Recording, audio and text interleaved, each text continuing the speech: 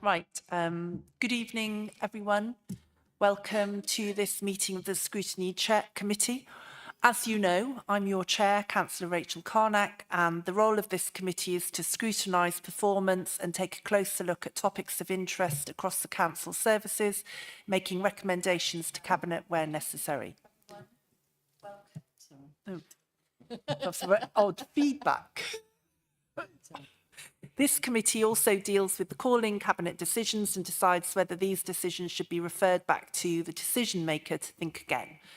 Present this evening, we have Councillor Alex Ricketts, Cabinet Member for Tourism, Transport, Oversight and Performance and Rural Champion. And also we're expecting Councillor Connie Nolan possibly later when her report comes up. As members of the Cabinet, they've been invited this evening to answer questions about specific issues under their portfolio area and linked with this evening's reports. Just some housekeeping, there's no fire alarm planned this evening.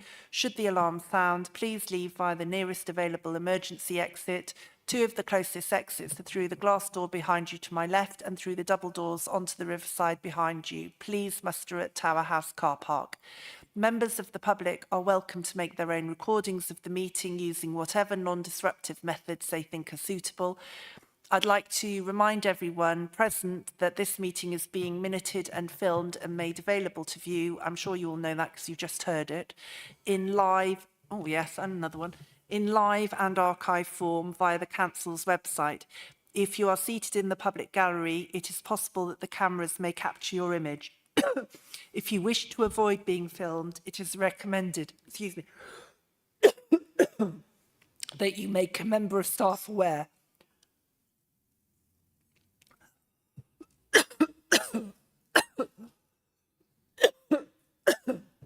Oh dear, so it's something stuck in my throat. Aware who can direct you where to sit. The Westgate Garden Gates. Oh dear. Oh dear. Oh yeah. Oh, thank you. Oh, thank you very much. Oh,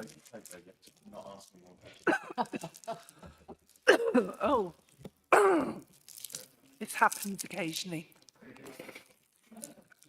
Right. Right, okay, thank you, Alex. The Westgate Garden gates on the riverside are locked, so members of the public must leave the Guildhall by the side exit behind the glass door. Right, okay. We just about got through all of that. Now to begin, apologies for absence, please, Andrea. We have apologies from councillors Dan Watkins and Steph Jupe. And substitute? We have Councillor Robert Jones here present as a substitute for Councillor Watkins. And do we have any declarations of interest by members or officers?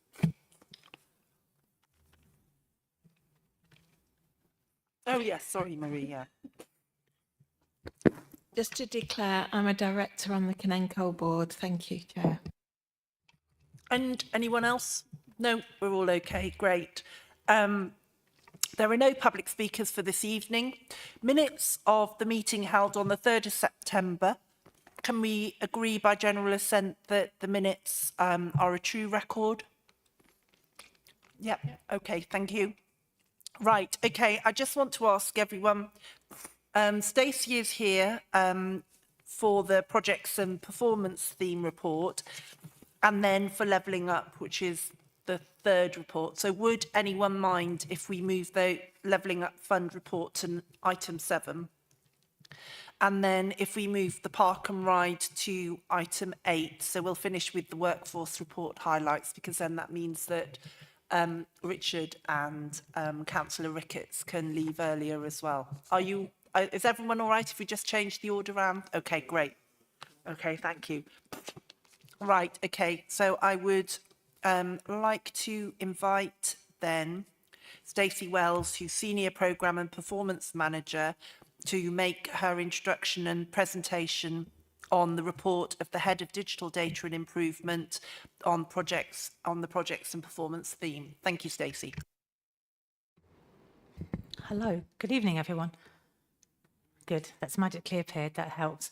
I was asked to come tonight and present, make a presentation just talking through some of the KPIs and the trends in the annual impact report that was circulated within the report that you've received in advance of tonight, and also look at some benchmarking. So I'm just going to take you through some of those slides and those findings.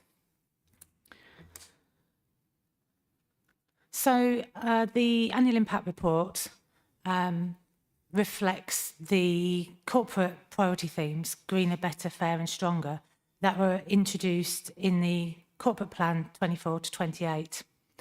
And the KPIs and the initiatives are reported under those themes in the impact report to ensure that our work is always aligned to achieving in these areas. The report also offers an insight into the way the council works, drawing on case studies and the impact of project work rather than just KPIs, and that is a change in how we've reported on performance from previous years. And the feeling was that this better reflects the holistic work of the council.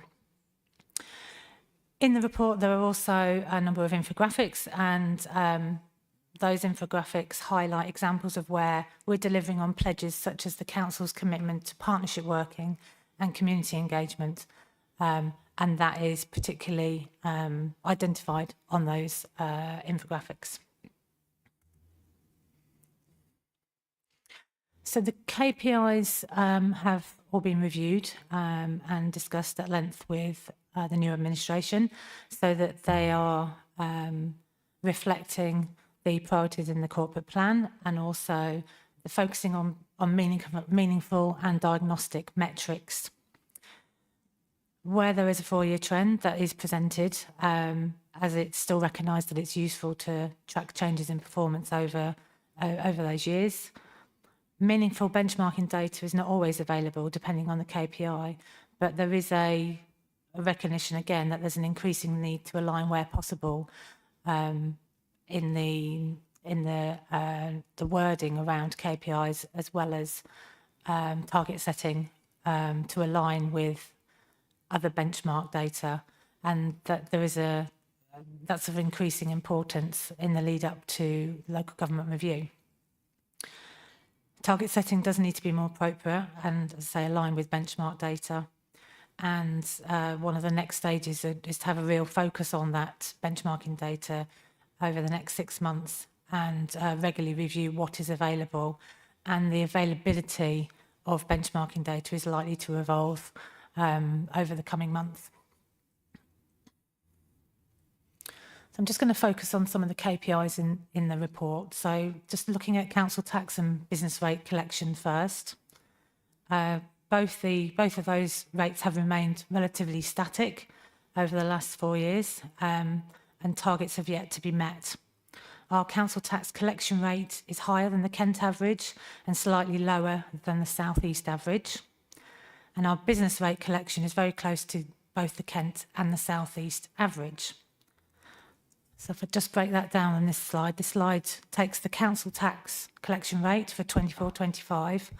The green is Canterbury's performance. The other blue lines are the other Kent district and borough councils. Then the 2 orange lines at the bottom shows the Kent average and the South East average. So for council tax, we are about in the middle of the other Kent councils. This does the same for business rates collection. And you can see we're number 4 on that. I'll just give you a minute so you can actually absorb what's on there. Okay. Major planning applications. So just to note that when we're talking about major planning applications, there is this, the deadline is to deal with it within 13 weeks or an extended period if that is agreed with the developer.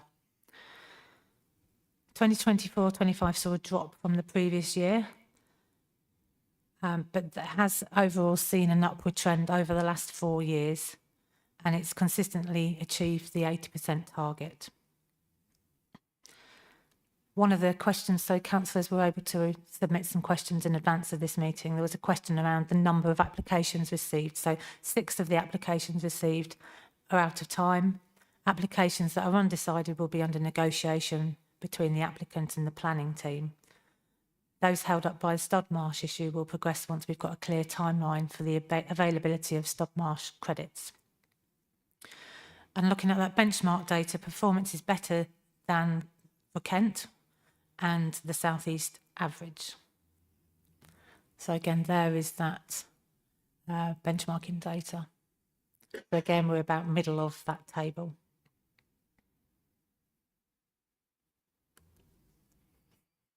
Enforcement. So there has been a 10% drop in PCNs issued, and this is directly attributable to the reduction in resource in the enforcement team from 21 officers down to 12, but they are about to go out and recruit within that team. Enforcement have also been covering staffing issues in the park and ride team, which does demonstrate the resilience of that team and their flexibility to be able to cover when needed. Just looking at that trend data, there was a peak in 21-22, and that's when on-the-spot fines for littering were introduced. And the introduction of new anti-idling legislation has prioritised education over enforcement. So everyone who's been asked to switch off their engine has done so, and no fines have been issued. But the work of the team has meant that educational signs have been placed around the district schools, but the departure of the air quality officer has made it harder to pinpoint problematic areas. There isn't any nationally published benchmarking data for this measure. Excuse me. Recycling. So recycling, the data is typically always available 12 months in arrears. So at this point in the year, we never have the data for the previous year. So that the 24-25 data will be reported in 2026. But looking at the last year available, 23-24, there was a decrease in the recycling rate. And again, this is the same benchmarking slide, but obviously this is 23-24. And we are slightly below the Kent, South East and England average.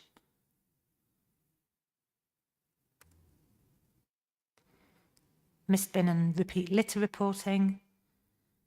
The total misbin rate of 0.14% equates to 1,136 bins out of the near 800,000 that were collected. That trend's been fairly static over the last few years. Misbins and repeat litter reporting rates have not significantly changed. The garden misbin rates have increased slightly over the last few years. Again, this was another question about the sundry debt. So sundry debt is one of the new proposed KPIs in the report. And just to clarify, sundry debt includes all debt but excludes council tax, business rates, housing rents and housing benefits. That's the end of the presentation. Thank you very much, Stacey, for your presentation. Just making a note of that. I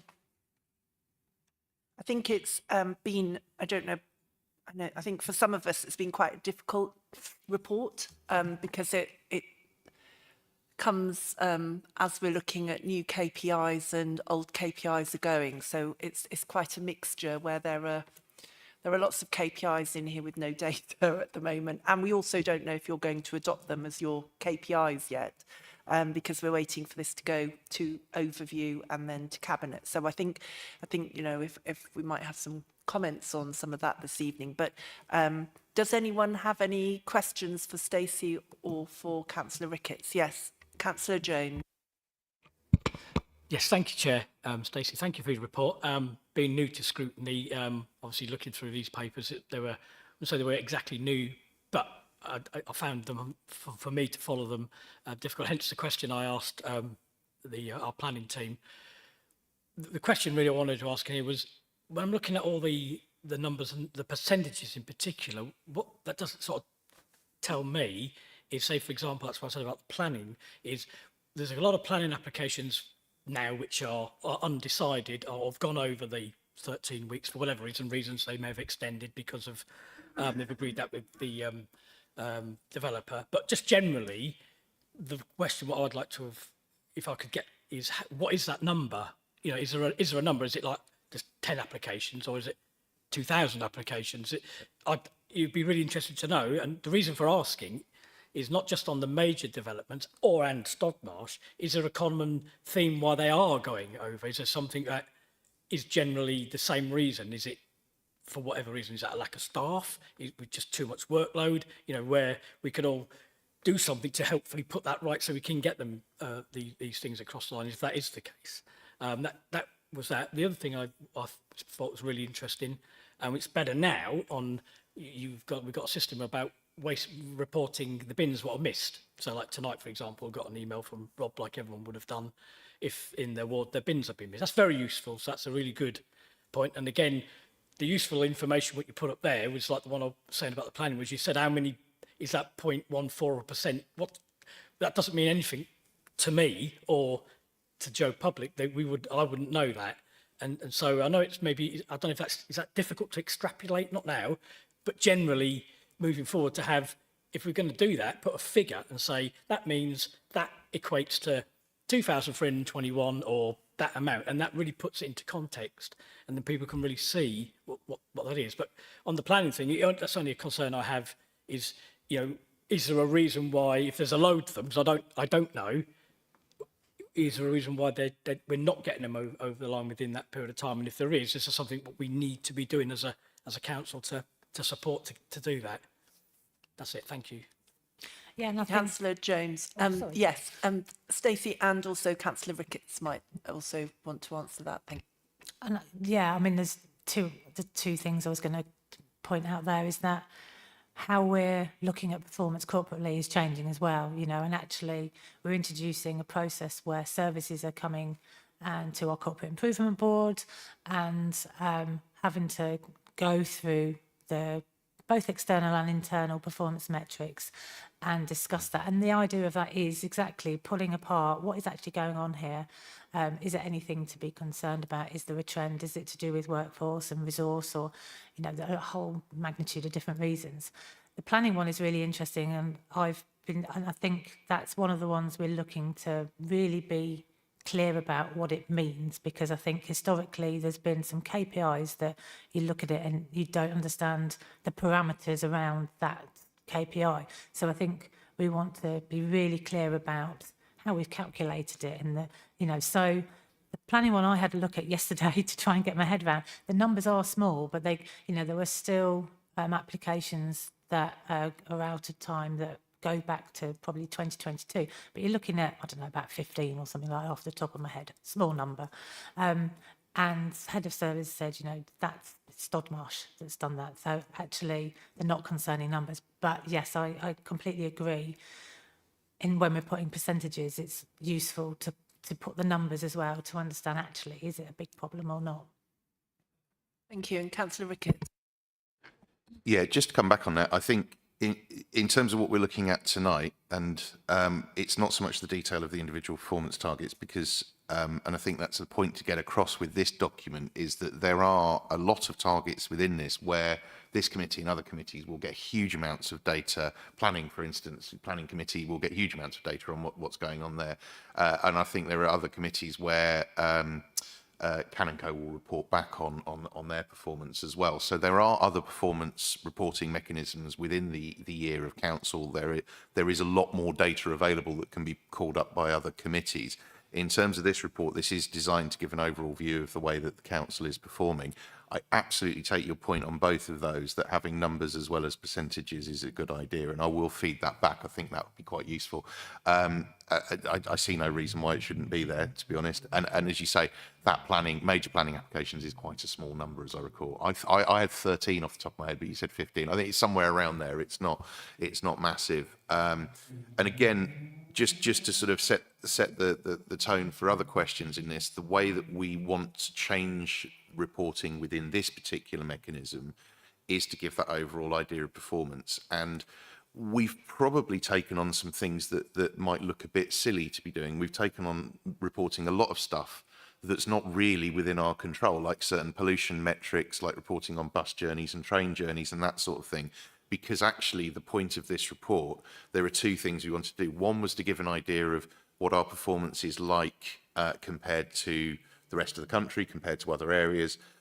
Another one is how our performance sits in the general health of the districts. I think you can report on things like missed bins, but it doesn't actually talk about what we're doing to improve the general lives of people. And the other one within that as well is we're trying to align a lot more with the way that council officers measure themselves and improve their own performance. So we talked about reporting about projects and saying what we actually co-created this quite a lot with officers and said, is there any point in us measuring ourselves as councillors on this if you're not measuring yourself as officers on it? And we wanted to make sure that when we're being held accountable by you as councillors, that what we're doing, and actually if your feedback is this needs to improve, then there's a very quick mechanism to feed back to officers to say, this is an area and what are the measures that you guys have put in place. Whereas I think in the past, some of the KPIs we got rid of are kind of just stuff that people reported on, and they weren't really changing the way the performance happened in terms of those going up or down. It was just stuff that happened. So I think that's the idea, is that hopefully in scrutinising this, it actually has an opportunity to really produce improvements in performance as well. That was the ethos behind it. If you think it's achieved that, it's entirely up to you as a committee to decide. Thank you. Thanks, Councillor Ricketts. Yeah, I think some of the numbers would be useful, and I think what we used to have at one point on bins was things like it equated to X number of roads, which is actually quite a good way of looking at it, because that's how, you know, everyone can understand it. Because even if you give a number of houses, it doesn't necessarily, or number of bins, it doesn't necessarily give a clear indication. Because I think quite a lot of the time it, you know, if you know that it's a whole village got missed, then that's the problem. If you know that it's one street got missed because someone had parked badly, then that's a different thing. So I think that's also useful to know. But thank you. Councillor Turnbull. Thank you, Chair.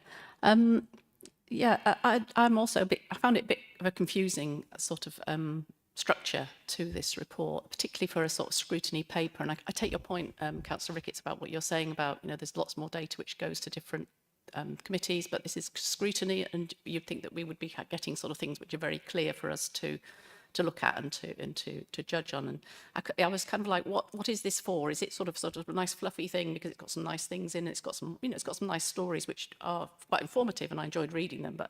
But also, is it for the general public, and to just sort of say, you know, aren't we great? Because that's what it kind of looks like. There's not very much which isn't such good news in here. And it does make it difficult to do a sort of proper scrutiny job from this document, I would say. On some sort of specifics, I found a bit confusing. On the household waste, there's like a 9% increase in the percentage of household waste recycled on page 16, and then on the top of page 17, it says that the trend is down. So that was one specific that I found a bit confusing. I don't understand why there's 12 months in arrears. That seems really, I don't know whether that comes from KCC, and that's something we can't do anything about, but that does seem to be a bit of a shame. What else? I've got a few things here. It'd be nice to have a sort of net zero KPI, since we've got sort of pledges towards that, and be it something so we can measure progress towards that on an annual basis. There are some instances where it's got sort of, it looks a bit out of date. You've got August 25 on page 20. It refers to data from August 25, or data is due in August 25. There's a reference to data's coming in winter on page 24. And then on page 25, it's reference to data's coming in November 20, or something's happening in November 25. So it needs updating a bit, I think, before it actually goes live. And I think and this certainly needs a bit of proofing. I'm not going to mention apostrophes because that would be too much detail. The council house wait list, I would have thought that there'd be data over time available for that. There doesn't seem to be. There's only 1 year reported there, but surely that is something that we do have reliable data on over time. And on the stronger section, I found that quite particularly confusing. It was quite a sort of mishmash of different things, and I didn't quite get the sort of sense of how that all hung together. And I did think it was a shame that there wasn't more about what the coastal museums are doing, because they're doing some great work in inclusion and bringing people in and bringing up visitor data. I mean, Whitstable particularly doing fantastic work there, and it'd be nice to have that acknowledged in there. Look at that, 7 seconds to go. Thank you.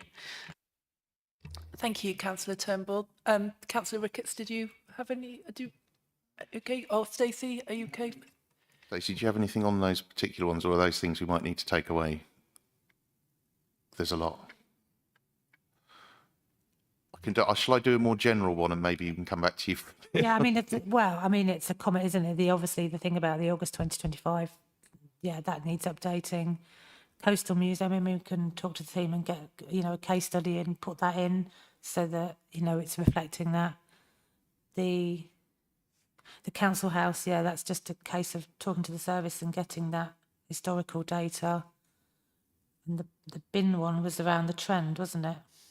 I was just trying to see which way you were looking at. Is that the recycling you were talking about over there? Yeah, it was pages first, 16 to 17. So it's there's gone a big 44%, 9%.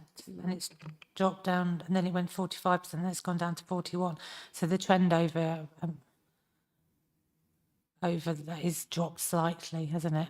It's just, yeah, the page above with the big graphic, it says 9% increase in the percentage of household waste recycled. Oh, yeah. But the SDGs are slightly different as well for those two. So I don't know if they're slightly different. If they're saying different things, it's not clear that It's they're not saying clear. different Yeah, things. no, absolutely. Thank you. I'll take that away. Thank you. Councillor Ricketts, Yes, I think with in terms of some of the data, I think it's useful to realise that obviously with the reporting cycles, this is kind of last year's performance report as opposed to being a current document. So I think that's the case in terms data sometimes takes a lot longer, particularly when we need to have a look at some external factors. I think we can take a look at some of those, and you're absolutely right. I think there are a couple of things in there that need a bit of proofreading, which is fair comment. Again, just in terms of this report coming to scrutiny tonight, the thing you're scrutinising tonight is whether these should be the KPIs rather than the performance itself. In that sense, of course, you're quite within your rights to ask any questions you choose, but it's very much the case of, these are the KPIs we've chosen to be measured on. This is the performance reporting that will go on throughout the life of the corporate plan. And as that again goes through the committee process, that's the point of this report, is that these are the measures, and are they the right measures, I think is kind of the point. And that's the point of this document, is this is not an exhaustive and neither should it be an exhaustive report on everything that the council does. It's an idea of, these are the things that we feel that when we've set out our corporate plan, these are the measures that we have put together to say that we are achieving the aims in our corporate plan, and that's why it's mapped back to that as well. And obviously the corporate plan, a huge amount of that was the sustainable development goals as well, which is why we've mapped that back to the sustainable development goals. So it's more of the question it's asking is, this is the corporate plan, and this is the answer to the question of the corporate plan. In terms of individual areas of performance within the council, then there are obviously mechanisms to dig into the weeds of those as well elsewhere. So thank you. Thank you. Yes, Councillor Turnbull. Just very quickly come back. Yeah, it might have been better then for these purposes of this meeting just to have a very clear, a lot less interesting looking, but a very clear sort of statement of those KPIs, so we could actually have just focused on those. Maybe we're just a bit distracted by all the sort of other bits as well. But thank you. We'll try and make future papers less interesting for you. Thank you. Yeah, thank you. Councillor Mackenzie.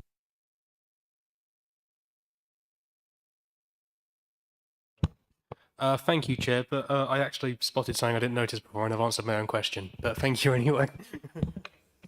Councillor Paget. Thank you, Chair.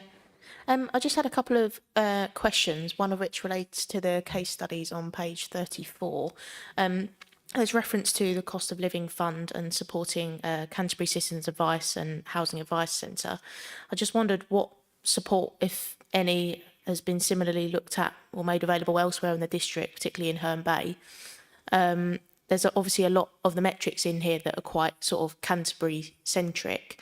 And I wondered on page 42 where it talks about measuring footfall in the city centre, if that's something that could also be looked at for Herne Bay and Whitstable, because obviously as we look at the town centre strategies, that's obviously going to be a really important piece of work to understand how people are using those areas and to support businesses in Herne Bay and Whitstable as well. Thank you.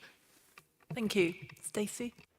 Yeah, I probably can't comment too much. What I can say is that obviously the footfall for Canterbury is funded through the Levelling Up Fund because we're looking at the impact that having the Story Gardens and the increased footfall around that. So that's how we've funded that. But you could probably talk about the coastal areas. Yeah, and the bid is also doing some footfall in Herne Bay and Whitstable, and also we have other locations like the pier measures their footfall, so it might be possible. But Councillor Ricketts, yeah. I'll do footfall, and I suspect, Marie, you want to come back on some of the other things. Quite rightly, the case studies are a snapshot, and actually, in a lot of those cases, it was certain things when we spoke to officers is what the projects you were most proud of throughout the course of the year, and in some cases, I will take the feedback that it does. You're quite right. It probably does feel a little bit Canterbury centric in some of those areas, but obviously, a lot of the money that's spent, a lot of these projects do happen to be Canterbury centric. Unfortunately, it's something that we're trying to, in general, improve. A lot of the third sector organisations we work with will be Canterbury based. A lot of the people who are very good at writing bids for funding will be Canterbury based. It is an overarching issue, and I think it's a longer thing to sort out, which is can we get some of those, and particularly thinking in rural areas as well, rather than just Herne Bay and Whitstable, can we get some of those organisations that are offering support to be better at winning bids and getting in front of those kind of things. But I do take the point that I think there obviously is brilliant work being done in Whitstable and Herne Bay, and maybe we'll see if we can highlight that a bit more. In terms of the footfall, Councillor Carnac pointed out, we have great information in Canterbury, ongoing stuff from the bid as well. There's obviously the levelling up stuff as well. We have started to roll that out with Herne Bay and Whitstable. There isn't base data to compare it to, but I will take that piece of feedback and see if that's something that we can look at, seeing if there's something that might be a future reporting piece. We didn't feel able to report on it within this because obviously we're looking at last year where that data certainly wasn't available, but actually that might be a build for next year's report that we can look at including. So we'll have a point. I'll pass over to Marie with actual detail. Yeah. Thank you. Just to come back on the question about the cost of living fund and support. Both Canterbury Citizens Advice Bureau and Canterbury Housing Advice Centre, they're district organisations. They do and have done outreach work over at the coast, but they provide services to the coast, the city and to our rural areas. So there is that coverage of support through those funded organisations. With the Household Support Fund as well, again, that's a district-wide fund. People are applying from all over the district. So it is a shared fund across the district and not targeted at any one area. And what I would say as well is that especially with Herne Bay, in addition, we've been piloting some targeted health inequality work over at the coast, especially in the Heron ward. We have got a local health alliance, which Councillor Cornell is joint chair on that alliance. One of the priorities for the district alliance is around poverty, financial hardship, and how the council can work with partners in different ways to actually improve quality of life and tackle poverty. With the Local Health Alliance in Heron as well, there are lots of charities, public sector organisations, businesses, councillors involved in that Heron ward approach. And it also involves the GP surgeries. So it's looking at health inequalities from a holistic point of view and seeing what all the different partners can contribute to that. Councillor Paget. Yeah. Thank you. Yeah, that's really helpful. I take your point that those are services available to people across the district. I suppose people in Herne Bay or Whitstable may look to access their services more locally, so that might be something to consider as well. Just on your point, I think Marie, you might have been referring to the sort of the primary care network kind of activities possibly in Herne Bay. So if you were, no, okay, that's absolutely fine then. I was going to declare an interest, but that's not a problem. Yes, I'd take your point that they are available to other people. Thank you. Thank you. Councillor Bland. Yes, thank you, Chair. I mean, I share some of the critique of the format layout of this, because it can be quite confusing and so on.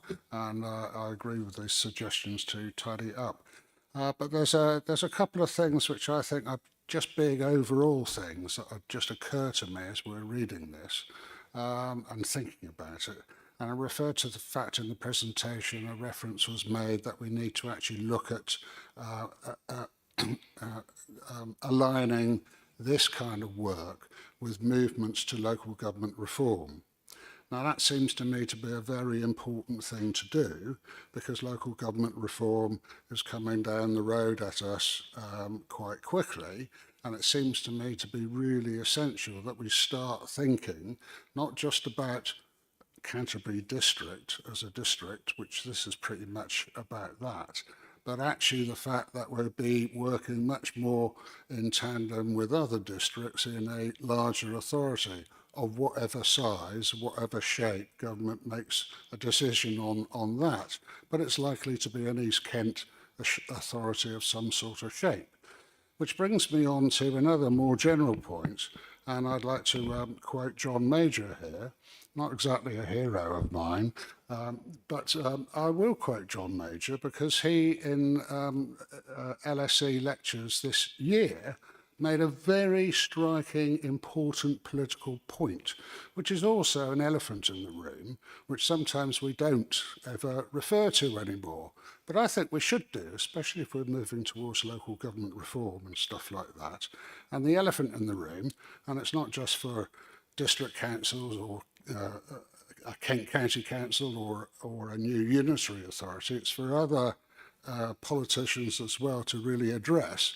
And I take his point very seriously. He made the point which has affected this district in a really heavy way that sometimes we don't acknowledge. He made the point that since Brexit, the UK economy has lost £100 billion a year, hence problems with setting a budget nationally and all the rest of it, since Brexit. And also there has been a loss of something like 1 million jobs in the UK economy since Brexit. Now, these are huge impacts on councils, on local economies, and so on and so forth.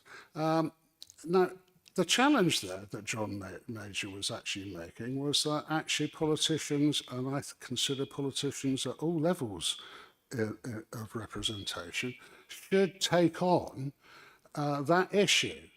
If we're actually going to see some serious performance improvements, and that's how it relates to this, if we're going to see serious performance improvements, then those issues have to be addressed. So, for example, I'll just say one performance improvement, which is kind of mentioned in here somewhere, but in quite an opaque form. 40 years ago, roughly 40 years ago, the East Kent economy, or the Kent economy, had something between 30 and 40% manufacturing as part of its jobs base. A lot of the stuff about jobs in here isn't anything to do with manufacturing. And there's a reason for that, because in the last 40 years, the amount of manufacturing has declined to under 10%. And in the Canterbury district, it's declined catastrophically to well under 10%. Now, if you have a district as part of East Kent economy where jobs are in such a parlous state, when we talk about trying to get something going on, we think about we think about bids, we talk about bids an awful lot, which tends to be about shops and businesses in town and so on and so forth. I take all that, and I'm not denigrating it. I think we need more in that. But when I'm talking about at the Kent economy, making stuff, I'm not talking about Canterbury makers that sell stuff in the shop. I'm talking about people that actually do real manufacturing. And the opportunities of a revived economy is something that we should be beginning to imagine, beginning to think about. And how would our KPIs about an economy that actually put back in some real work, some real jobs, and some real growth, how would that affect the pictures that we're seeing here?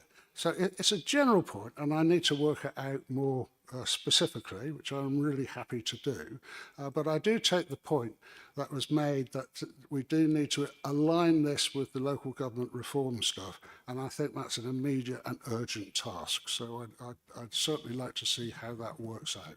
Yeah, thank you, Councillor Bland. And I think you make some good points there. I think one of the things is that a lot of those economic KPIs will be within Kent County Council at the moment, where they have the economic teams and policy. But yes, there is probably some of that could be migrating through into what we're doing as we come through to LGR. So thank you for that. And Stacey and Councillor Ricketts, I think, want to.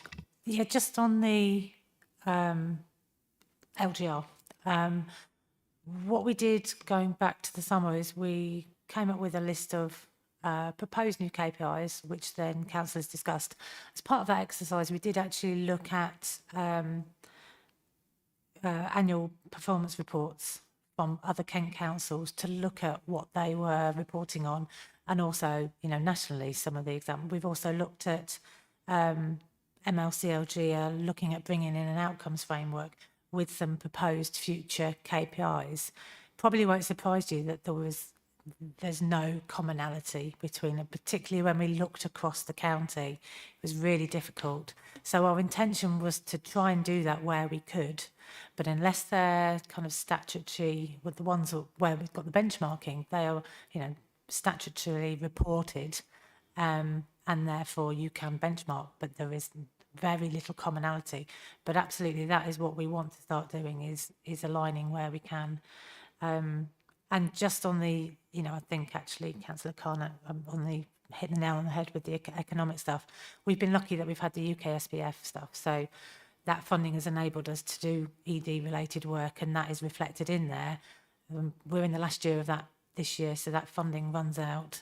But without an ED team, then that's not been a priority over the last couple of years. So, but you probably want to add to that. Yes, I think Stacey's slightly underselling the amount of work that went in to try and harmonise with other areas. It was one of the things we really wanted to look at. I do take the point that it probably doesn't look like we've prepared this with LGR in mind, but it really was part of the thinking. I think you'll find that this report is probably more LGR ready than most of our neighbours, because I think they're reporting on stuff that they've reported for a bit. We can compare statutory stuff that we all do, but the other things that they're reporting are slightly different, and actually it's quite difficult to get into this level of detail. I mean, it's not a boast, but we are hoping that this will be the model that when we reach wherever Canterbury finds itself, that this will be the model that unitary will adopt, or something along these lines. And it was definitely prepared with an eye to doing these things differently, looking at comparing ourselves more widely, and hoping that will influence the way that future reporting's done, taking that in. Although we did want to compare ourselves more widely, I'm not sure that we could bring Brexit into this, although obviously I'm four square behind you in terms of the fact that is the elephant in the room with everything we talk about with performance and jobs. There is a lot in there, though, about the circular economy. There's very little, really, in terms of that big problem that you can do as a district council, as you're well aware. But what there is in here, the activity that we are doing and supporting and facilitating and just allowing to happen to a certain extent, there is that report on the circular economy, on startups and that kind of thing. The UK SPF is another thing where we're helping, and there'll be more coming on that as well, although this is obviously looking backwards. We have got the figures on the RISE grants, and not exactly its return on investment, but actually looking at how that's multiplied things going on in the economy. It would be wonderful, and as Stacey referenced, we're looking to beef up the economic development side of the council, which has obviously been cut back over the years. But a lot of that does sit within KCC, and as we look at it now, we look at Choose Canterbury, Visit Kent, Visit Canterbury. That's all up in the air now. There was slightly more optimism, I think, when the report was written, and I don't know what it is that's happened over the last 6 to 8 months to remove a lot of that optimism in Kent, but I think it sits in Maidstone rather than in Canterbury, unfortunately. But I do take the point, and I would like it to, I absolutely agree that we should be looking at the big economic factors, but I think perhaps not in this report. Thank you, Councillor Ricketts. And I guess, as is the nature with corporate plans, the KPIs for this, we'll be looking at this later next year, 2026, and then presumably in 2028, someone's going to be doing a brand new corporate plan. so yeah, it's just a never-ending circle of new KPIs, isn't it? But Councillor Dixie.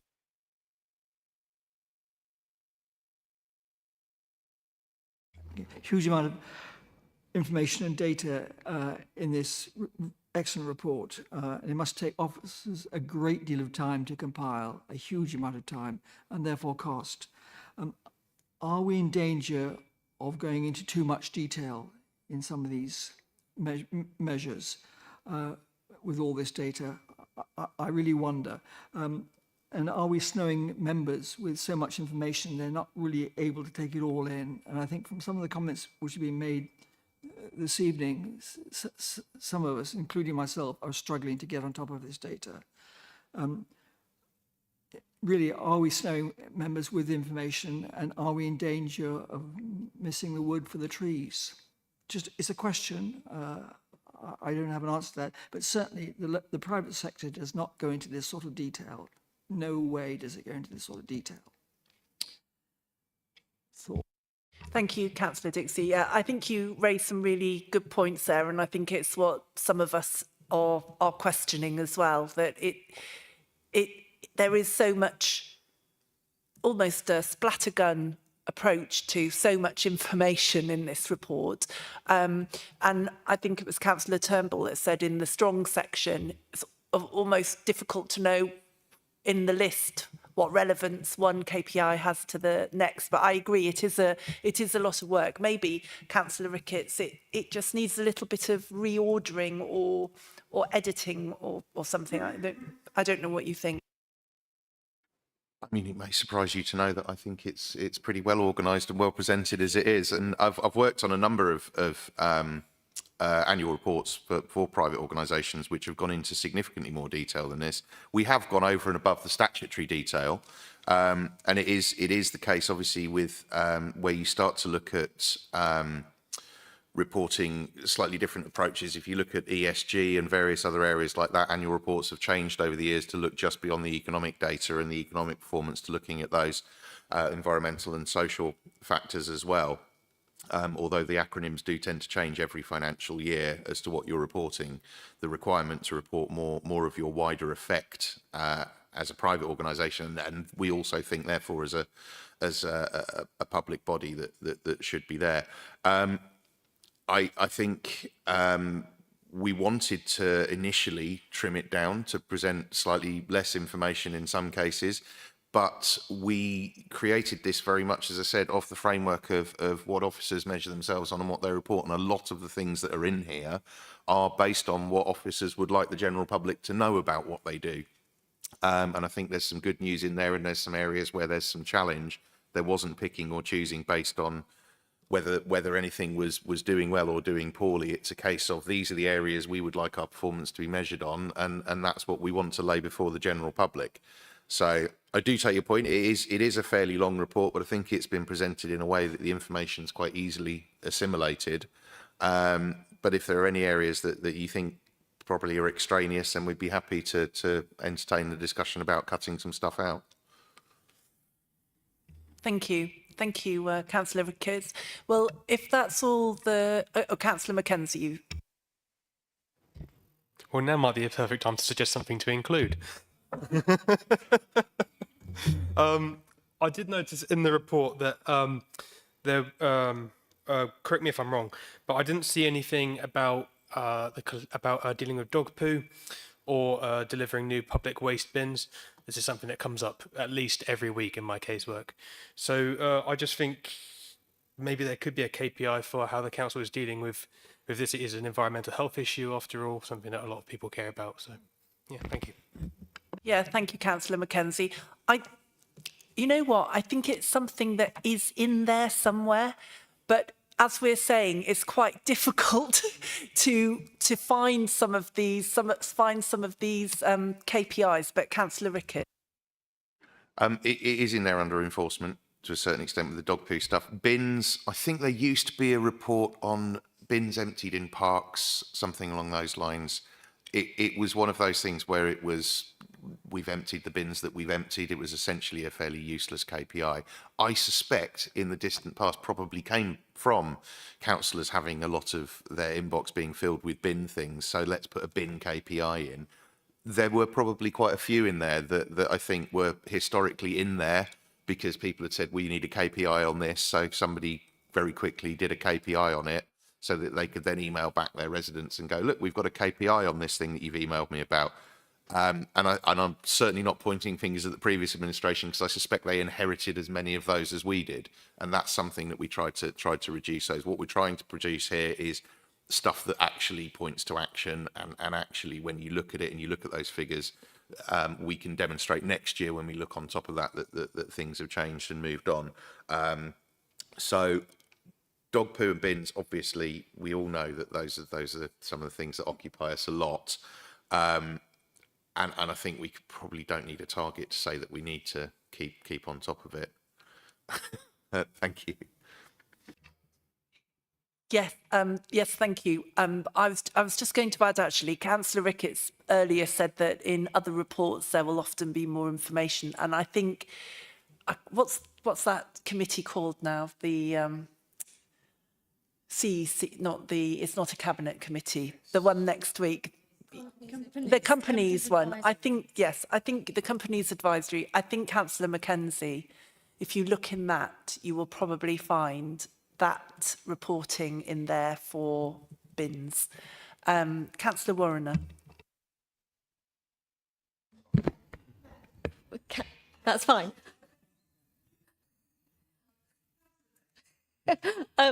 Thank you, Chair. It was to follow on from what Councillor Mackenzie and Councillor Ricketts said, in that I agree, maybe we don't want a KPI to say we will pick up 50 dog poos or empty 60 bins, but this is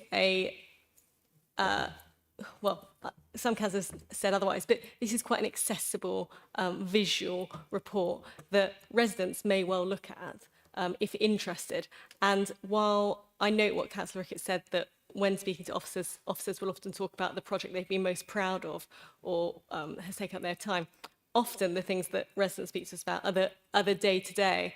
And while I'm sure it is there, and I know we are emptying bins and we are enforcing dog poo, I think actually drawing out some of those, even if it's not a KPI itself, as part of a KPI, will reassure residents that we haven't forgotten those low-level issues that actually do fill our casework and are what people want the council to do. And I know we're covering it on refuse collections and recycling, but I just think it's really important to keep those in mind because not everyone visits the Whitstable Museum, but everyone, walks the pavement and no one likes stepping in mess.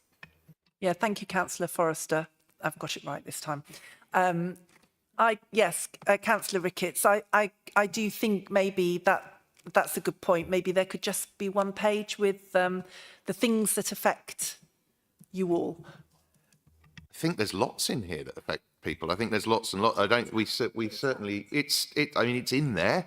And to a certain extent, I'm going to say that if you write the report, you get to pull out the things that you want to pull out from the report. And there's plenty of information in there that we've not hidden anything. But I think when lots and lots of positive things have happened, which this report is showing, a huge amount of work's gone into stuff.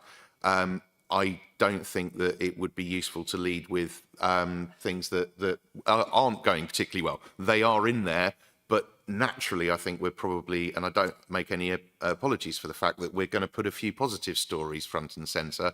And actually, I think if you look at the report as a whole, the overall tone and the overall way things are moving is pretty positive. I absolutely take the point on those things, the day-to-day issues. And again, there is a point at the end of this report where there are plenty of other committees in which lots more information comes through. And I would say that having, there are also many opportunities for both councillors, the public and the press to absolutely hammer the administration, daily opportunities. And I think this is an opportunity for us to speak up for the brilliant work that's being done by officers and some of the successes that we've had over the last few years. So I'm not going to apologise for it being highlighting some of the positives, but I also think that the negatives aren't being hidden at all. They're all there in the. That's why we had the table format, because we wanted to make sure those tables were up there with those performance metrics in them before we went into the narrative. Let me just clarify. I wasn't suggesting there were negatives being hidden. I don't want to suggest it was a criticism. It was that those, what may seem like smaller impact positives that affect everyone are more obvious, as well as the big success stories, because people care about the big changes, but I think people also care about the incremental little changes that affect their day-to-day. But that wasn't to take away from any of the big improvements and any of the big positives that are in there. Councillor, thank you. Councillor Forrester. Councillor Jones. Thank you, Chair. And just going, obviously, not going to harp on the point, but Councillor Forrester's and Councillor Mackenzie's points regarding, like, just say the dog mess, for example, the easy way when you try to extrapolate anything out of this kind of document. It's a good document for those who own it and know it, but generally for the public looking in, what would be really easy, just for example, how many fixed penalty notices we give people for finding them for not picking up after their dog. That's a stat people would like to see that, like say with fly tip, how many cases have we caught? Imagine you've got your big document here, and then you've got your big hit and win page there with all the bits and pieces on. This is what we've done this year. And nothing is hidden in it, that's for sure. And the other thing I would say is, when you look at the enforcement figures from the amount of staff what are enforcing today, okay, with all the fines, I think this was 28,000 something fines. Well, if you went back, okay, there was more fines issued, but you're talking 12 members of staff against 20. So the positive is actually the 12 members of staff are actually doing a really good job, even though the figure of the number is down because the number of them are down. That's another thing. If you need to have all this information and literally have, you can flick through all that, but this is what's happening. How many fixed penalty notes for dog poo? How many people have been nicked for fly tipping? And that shows the public who are not going to drill down with all that to try and find that. I totally agree, it's in there, absolutely. But we have to drill down it. I've been on scrutiny for the first time, so I had to drill down and read it in that manner. But the member of the public are not, and they'll just ask that question. And if you've got it there, black and white, good, bad, or indifferent, it's really an easy form to do. I don't know how you do it or how you want to word it, but they're all positive wins. There's nothing negative about them. Thank you. Yeah. I absolutely take the point, and everybody has their own favourite stat, and it's often the case. And unfortunately, Councillor Watkins couldn't be here, and I did prepare a list of his usual favourite stats. And actually, I'm not going to tell you what's on there. I was going to play Councillor Watkins bingo, but I'm surprised he hasn't emailed you from Australia with a list. But no, I absolutely take the point, and I think that every single one of these stats, and I think this is a serious point to get across, every single one of these stats represents a huge amount of work. And just because they're perhaps not in the stories that we've picked out at the top, they're not sort of ranked in order of importance. Every single one of these stats represents, and they're all presented equally in that sense. And yes, it does take a bit of digging necessarily to find your favourite stat sometimes, but it is in there and it is there. And might I suggest, guys, far and away above me to suggest that that might be something you want to do for your own leaflets rather than we do for our report, if there are things that you want to pick out on. But genuinely, there isn't a sense that we've picked on the things that we think we would like to foreground as some examples of excellent work, but everything else that's presented in there is absolutely presented equally and we feel given equal prominence. And there's some big headline things presented along some slightly smaller and maybe everyday things, but all of them presented in the same way to try and say how important they are, because they will always be more important to certain groups of people. So. Thank you. Okay, right. Well, thank you all very much. I think we'll wrap this one up now because we've got 3 other items this evening. But the annual corporate plan will come back to us next September. So hopefully that report will have a lot more information in it, because we won't be straddling 2 lots of KPIs, which I think is one of the issues with this report. That we're sort of in a no man's land with it. We've got a lot of some things and not a lot of others. So I think that would be more helpful. And I think one of the issues for us is that there is a lot of information in it, and in what we're doing in Scrutiny is every committee is having this deep dive into an issue. So I suppose for us, this report has sort of been all over everything. So it's more complex for us to sort of drill down into some aspects of that. And so, I mean, I think we do all acknowledge the work that officers have put into this and their time and, you know, some of the positive messages in here.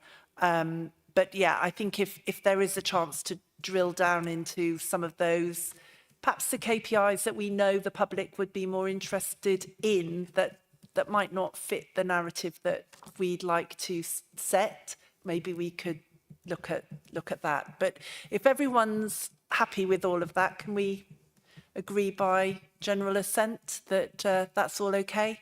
Thank you very much. Thank you, Councillor Ricketts, very much for being here on that one. We'll be coming back to you later. For your favourite subject. For your favourite subject. No, it's not a threat. It's just you can have a break.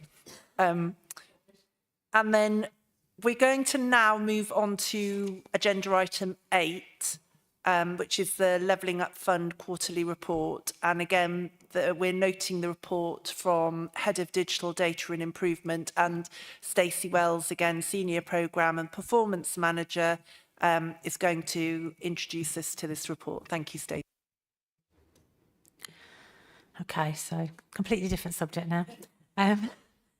So, I mean, a lot's happened since, 3 months ago that I was here. We're now seeing actual works on the ground pop up, and I think every time you probably walk around the city, you'll spot something else new that is probably funded through the project and delivered through the project. So there is, a list of works that have been completed in the report. The Castle Stonework consolidation has been finished up this week, and then that site will be handed over to the landscape designer, who'll then be working on the grounds. That work cannot start now until April because of the bat, which I know we've covered before. But they will be moving ahead. That will be the last thing to be completed, is those castle grounds and the walkway that'll be going up on the castle. Longport as well, the work to the car park has been completed and it's reopened, and there's the final few bits that will go in there, like the welcome information board, maps and the signs for visitors, new cycle stands and the cycle storage lockers. We're starting to see those both long and short-term cycle lockers appear across the city. That they're being putting on a phased approach, and that's good news because we've had people on the waiting list for some of those lockers, so they're already being taken up. The wayfinding that's been going in this week. So again, you've probably spotted popping up all over the city, the directional signs, the totems. And again, that's that's phased. So it's not complete, and some of the old signage will be coming out as well over the next few months. But it's good to see that we're getting good feedback on those. Some of the highways work, the routes improvements along Stour Street, St Peter's Lane, Church Lane, round the castle. Those are near completion and just been in the snagging phases. And again, I spoke previously about some of the works we're pausing over the Christmas break. So St George's Clock Tower space, the paving work has happened to that. We've now stopped those works, and we'll finish off that site in January once the Christmas period is finished. I just noticed as well in the report, I think last time I was here, the public speaker was asked a question about the proposed closure for Greyfriars on completion of the work. So that's around the development restrictions on that site. So just to clarify, the gate locking for that will be from dusk till dawn, which aligns with the planning restrictions for that site. The other change since the report is around the Westgate Square. The original plan was for that to, KCC restrictions meant we had to put undo the traffic regulations over the Christmas period, and we got notification on Friday that they are willing for us to trial carrying on with the road restrictions that are currently in place. So that's helpful for the programme, because it means that we don't have to spend that time reopening the road and then putting those restrictions back in place after Christmas. So we have a little bit more time on the programme now to be able to carry on with those works. And then the other thing that I think is probably a new thing is around we're starting to think about the launch of the sites next year. So I've alluded to that under the Canterbury Unlocked branding. So we're currently working on a number of events to showcase the sites next year.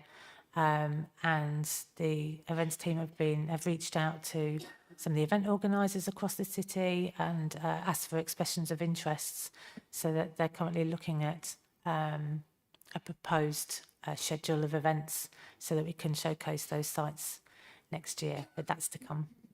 So all in all, pretty positive still, touch wood. Actually, the one thing, the Tower of St Mary Magdalene, they started work on that a couple of weeks ago, and they have found lots and lots of archaeology, including, won't be a surprise, but human remains there, given the site. So that has meant that they've had to cease work on that site, but they will be hand digging that site under very close scrutiny by CAT. So it doesn't mean that we can't progress, it just means that it's a slower progress there. But none of that really is a surprise given the site. Thank you, Stacey. Thank you, Stacey, very much. Yeah, it's nearly at an end, isn't it? It's not far off now. I don't know about that. I shouldn't feel like it. There is still a long way to go. There's a lot to do, but actually I think we're seeing the progress on the ground. We're spending a lot of money, and we're getting through it. So yeah, I think it's good to be able to see the progress. See the end. And see the end, definitely. Councillor Dixie. Thank you. Thank you, Stacey, for that presentation. There are some really outstanding projects, and the Paul Priest Hospital is an amazing restoration. And I've suggested we should be putting it forward for one of these national awards, because I think it is really right up there.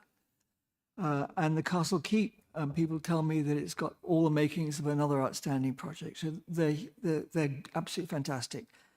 Others are less so. The Westgate Square is just an effing disaster. It's a ridiculous project. I can't see any purpose for it at all. It's causing huge disruption to the traffic over a 12-month period around the city. I don't know how this was ever put into the Luff project, but whoever put it in should be hung, drawn and quartered.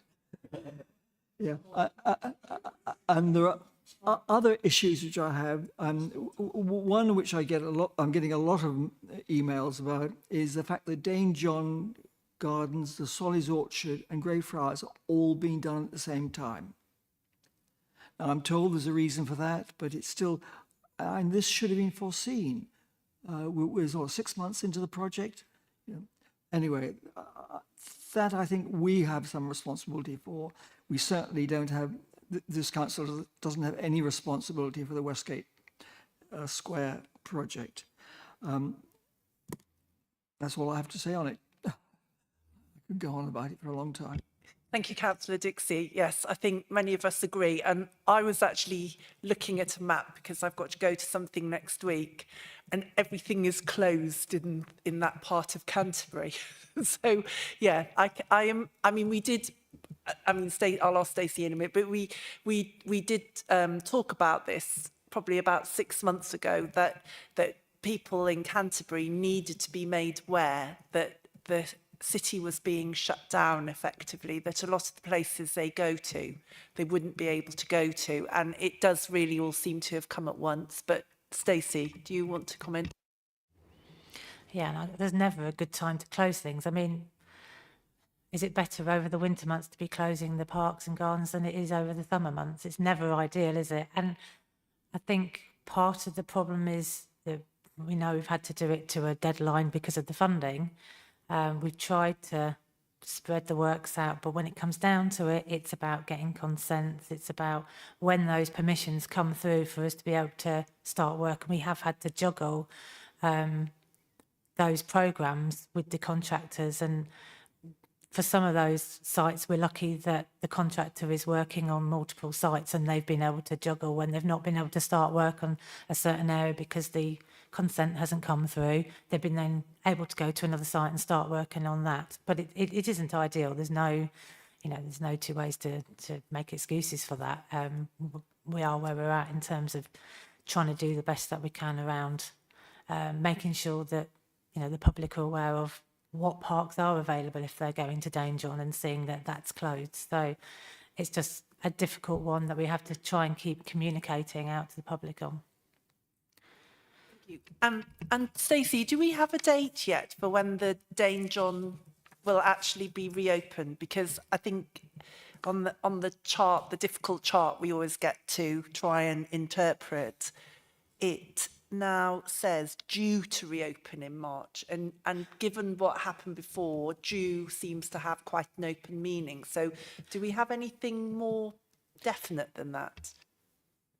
Well, we're saying end of March. That is we're committed to that, and actually there's some hard deadlines that we have to meet. So Pride we have to meet, and actually we are looking at holding our own launch event before Pride in Dane John Gardens. So it has to be ready, and our programme is showing that.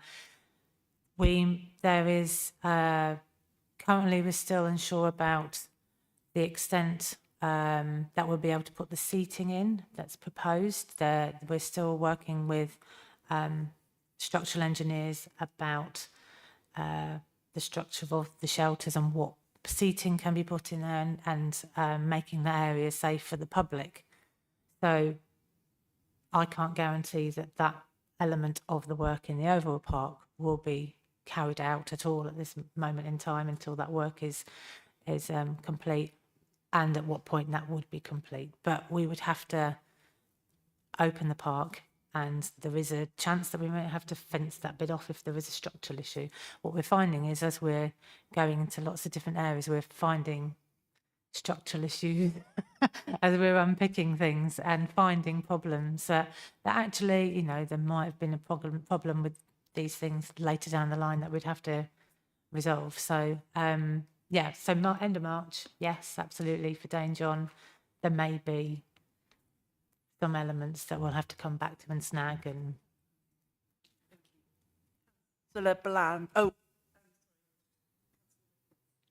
Just to Stacey's point there, in terms of unpicking problems with the Westgate Square, I take Councillor Dixie's point, his long-held annoyance at Westgate Square. But one of the problems that was unpicked recently is obviously KCC have finally agreed to suspend their works. And I think, again, you see the report that comes through, and then you see the amount of work that goes through with officers, and every single time with so many projects going on. Again, all those gardens have to be closed. It's a case of, if we closed them in the summer, it would have been a nightmare with tourism and everything. We have to get these all done at once, which means we've got one winter to do it, and it's trying to minimise it. But so often these things will come through across a number of projects, and it's part of the speed of doing it. And being able to turn things around and keep these things on track is an incredible amount of work that's been done by teams across the piece. And that one, spotting that issue with, and there are many other things being done to both keep it on track and try and speed it on across all of these different things that you perhaps don't see coming through in these reports, that's almost a daily challenge. So Back. Yeah, my criticism is not with what officers are doing. No, because I know, yeah. It's who put the project together in the first place. And this must mean, before we actually got awarded the project, all this should have been thought through, and quite clearly it wasn't thought through. So I can name somebody, but I won't name them, who's, I think, was responsible for this. He's no longer with the council, shall I put it that way? I think there was a big team involved. So I was, a lot of us weren't, but I think Stacey will know that there was a big team, wasn't there, Stacey, at that time? Anyway, Councillor Black.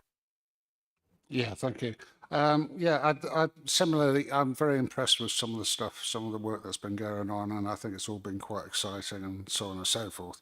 Whether this is quite levelling up in the way that most people in the country would have ever understood, I'm not quite sure. But anyways, that's where we're at. But I've got a couple of questions, a couple of comments really. I'm really interested on page 57. Whoops, I've just lost it. There we are. On page 57, your report says that it's about connecting our heritage, and we will create story gardens using innovative technology. Now, I'm really interested about what those stories might be that we're going to hear in here, because there are some other stories which, being a Labour person, I'd like to see at some point included, and I don't know whether they will be. So, for example, there's an obvious story which must have started somewhere around the Westgate Towers, I suspect, Councillor Dixie, and that's called the Peasants' Revolt. And that is really important in terms of our national history. And of course, the Peasants' Revolt March started in Canterbury. Now, I'm just really interested in whether that kind of story is going to appear in here. I'm not sure it is, but there's a truth there about the Peasants' Revolt and the history of Canterbury in that original thing. And I'd like to continue the theme about the issue about agricultural workers, which is dear to my heart, being a councillor for Chartham and Stone Street, because it indeed was the case, and I doubt whether that will be in here either, which leads to my last question, that the Cat and Swing riots in the early 19th century started in Lower Hards, in my ward.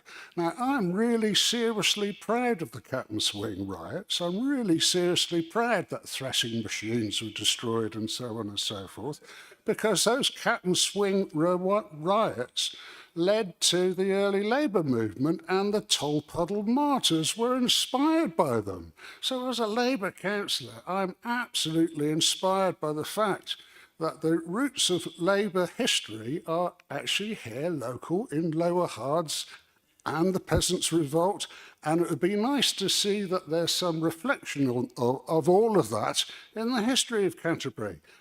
Not to mention the fact that the last battle that ever took place on British soil was actually the battle of agricultural workers.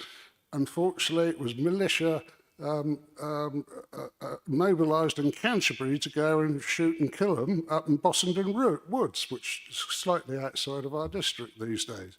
But those are really important bits. So I'm interested in what the stories are going to be. And if, after the end of this project, it doesn't cover the stories, the hidden stories of Labour history around here, whether there will be ongoing follow projects to actually highlight those fantastic stories and tales. Thank you. Thank you, Councillor Bland. I'm not sure you can take the peasants' revolt purely for the Labour Party, though. I think it has foundations in democracy for all of us, regardless of our political affiliation. But I get your point. I think you also struggle to get something specifically in your ward because we've probably, we probably can do, one-upmanship in all our wards. But anyway, no, I get your point entirely. And I mean, there has been a list of the story gardens going out, and I'm sure Stacey can say more on that.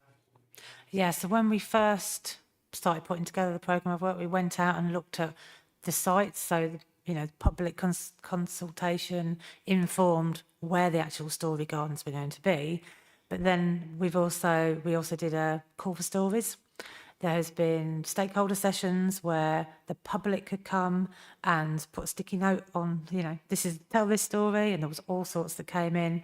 And then we invited a lot of the real kind of professors from the university and the Canterbury Society, everybody who's got the historical knowledge of the city together, and make sure, one, that the stories were accurate, and to help inform about what would actually go on the story garden totem. So we've got interpretations totems that will go in each of the story gardens, and again we consulted on the design for these and the approach and the principles behind the approach for those. So on one side you get facts and figures around and the stories around the site, and on the other side is a more interactive. It's inviting the public to engage. It asks kind of thought-provoking questions. Imagine that you are X. I can't remember. Peasants' Revolt, I think, might be one of the stories. But I can certainly share them with you. I've got Friars stage a sit-down protest at the castle, but there's a number of things that are on those totems, and the information that are on them are relevant to that location. So there is a lot of different things that have gone in there, and as I say, we've involved stakeholders and the public in the decisions about what should be included. Thank you for that. And I look with interest to see these stories are there somewhere.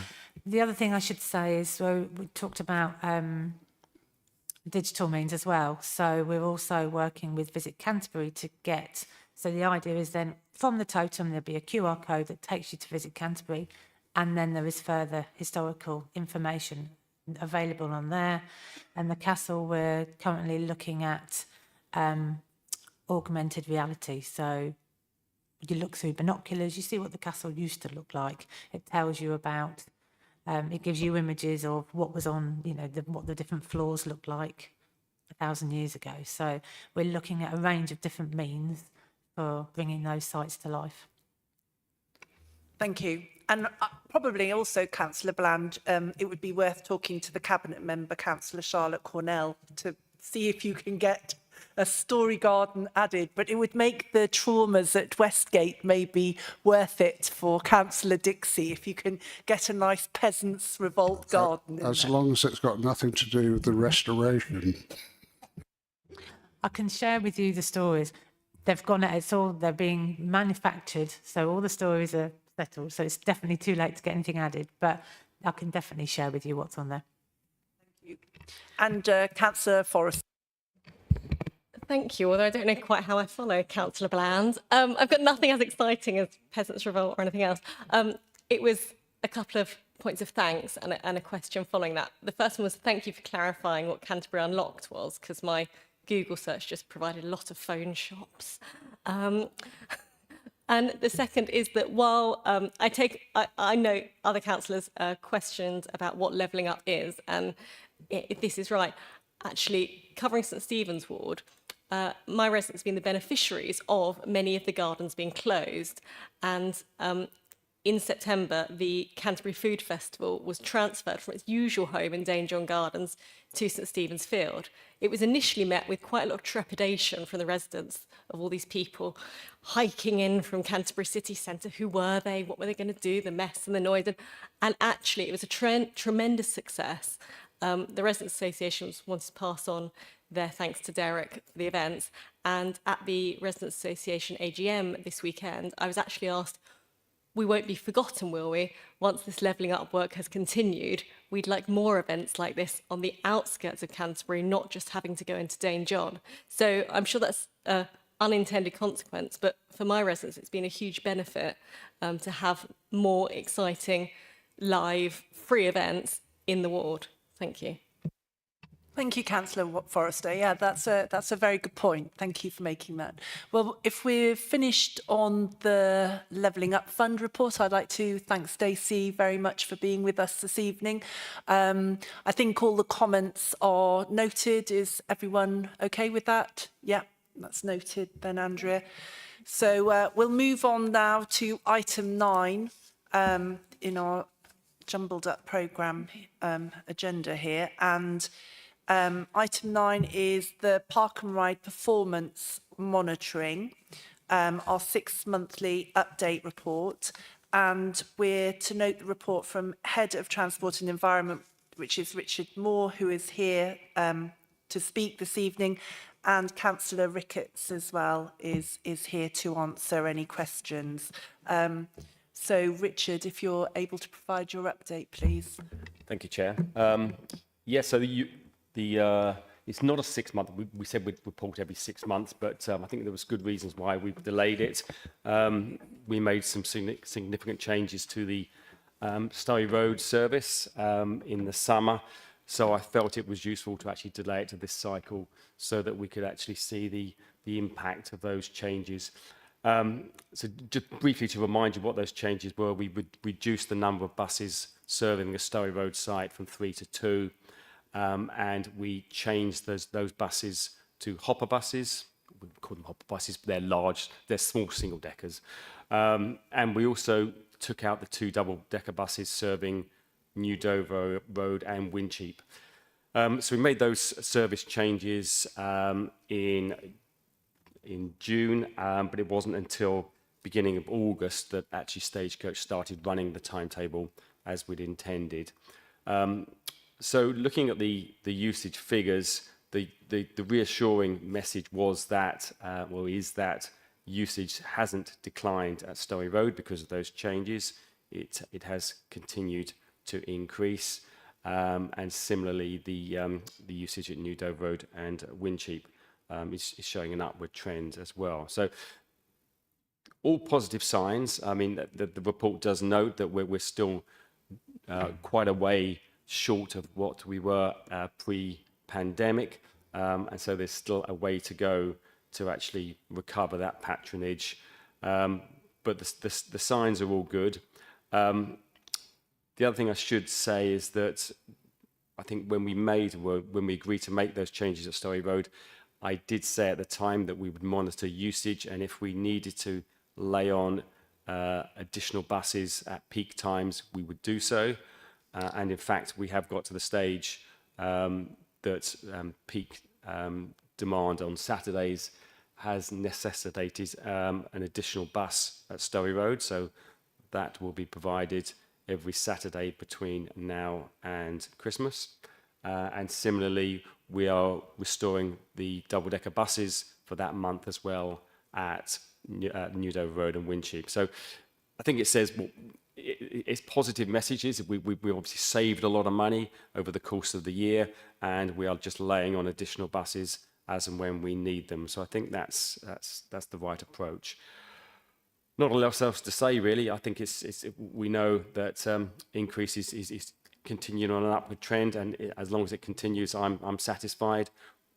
We've always said it would be linked to changes in parking tariffs and parking supply, that we're consulting on some changes at the moment through the off-street parking places order to again increase those band 1 prices, and that will no doubt help persuade people either to move to some of the cheaper car parks on the outside of the city, or hopefully to use Park and Ride or sustainable public transport.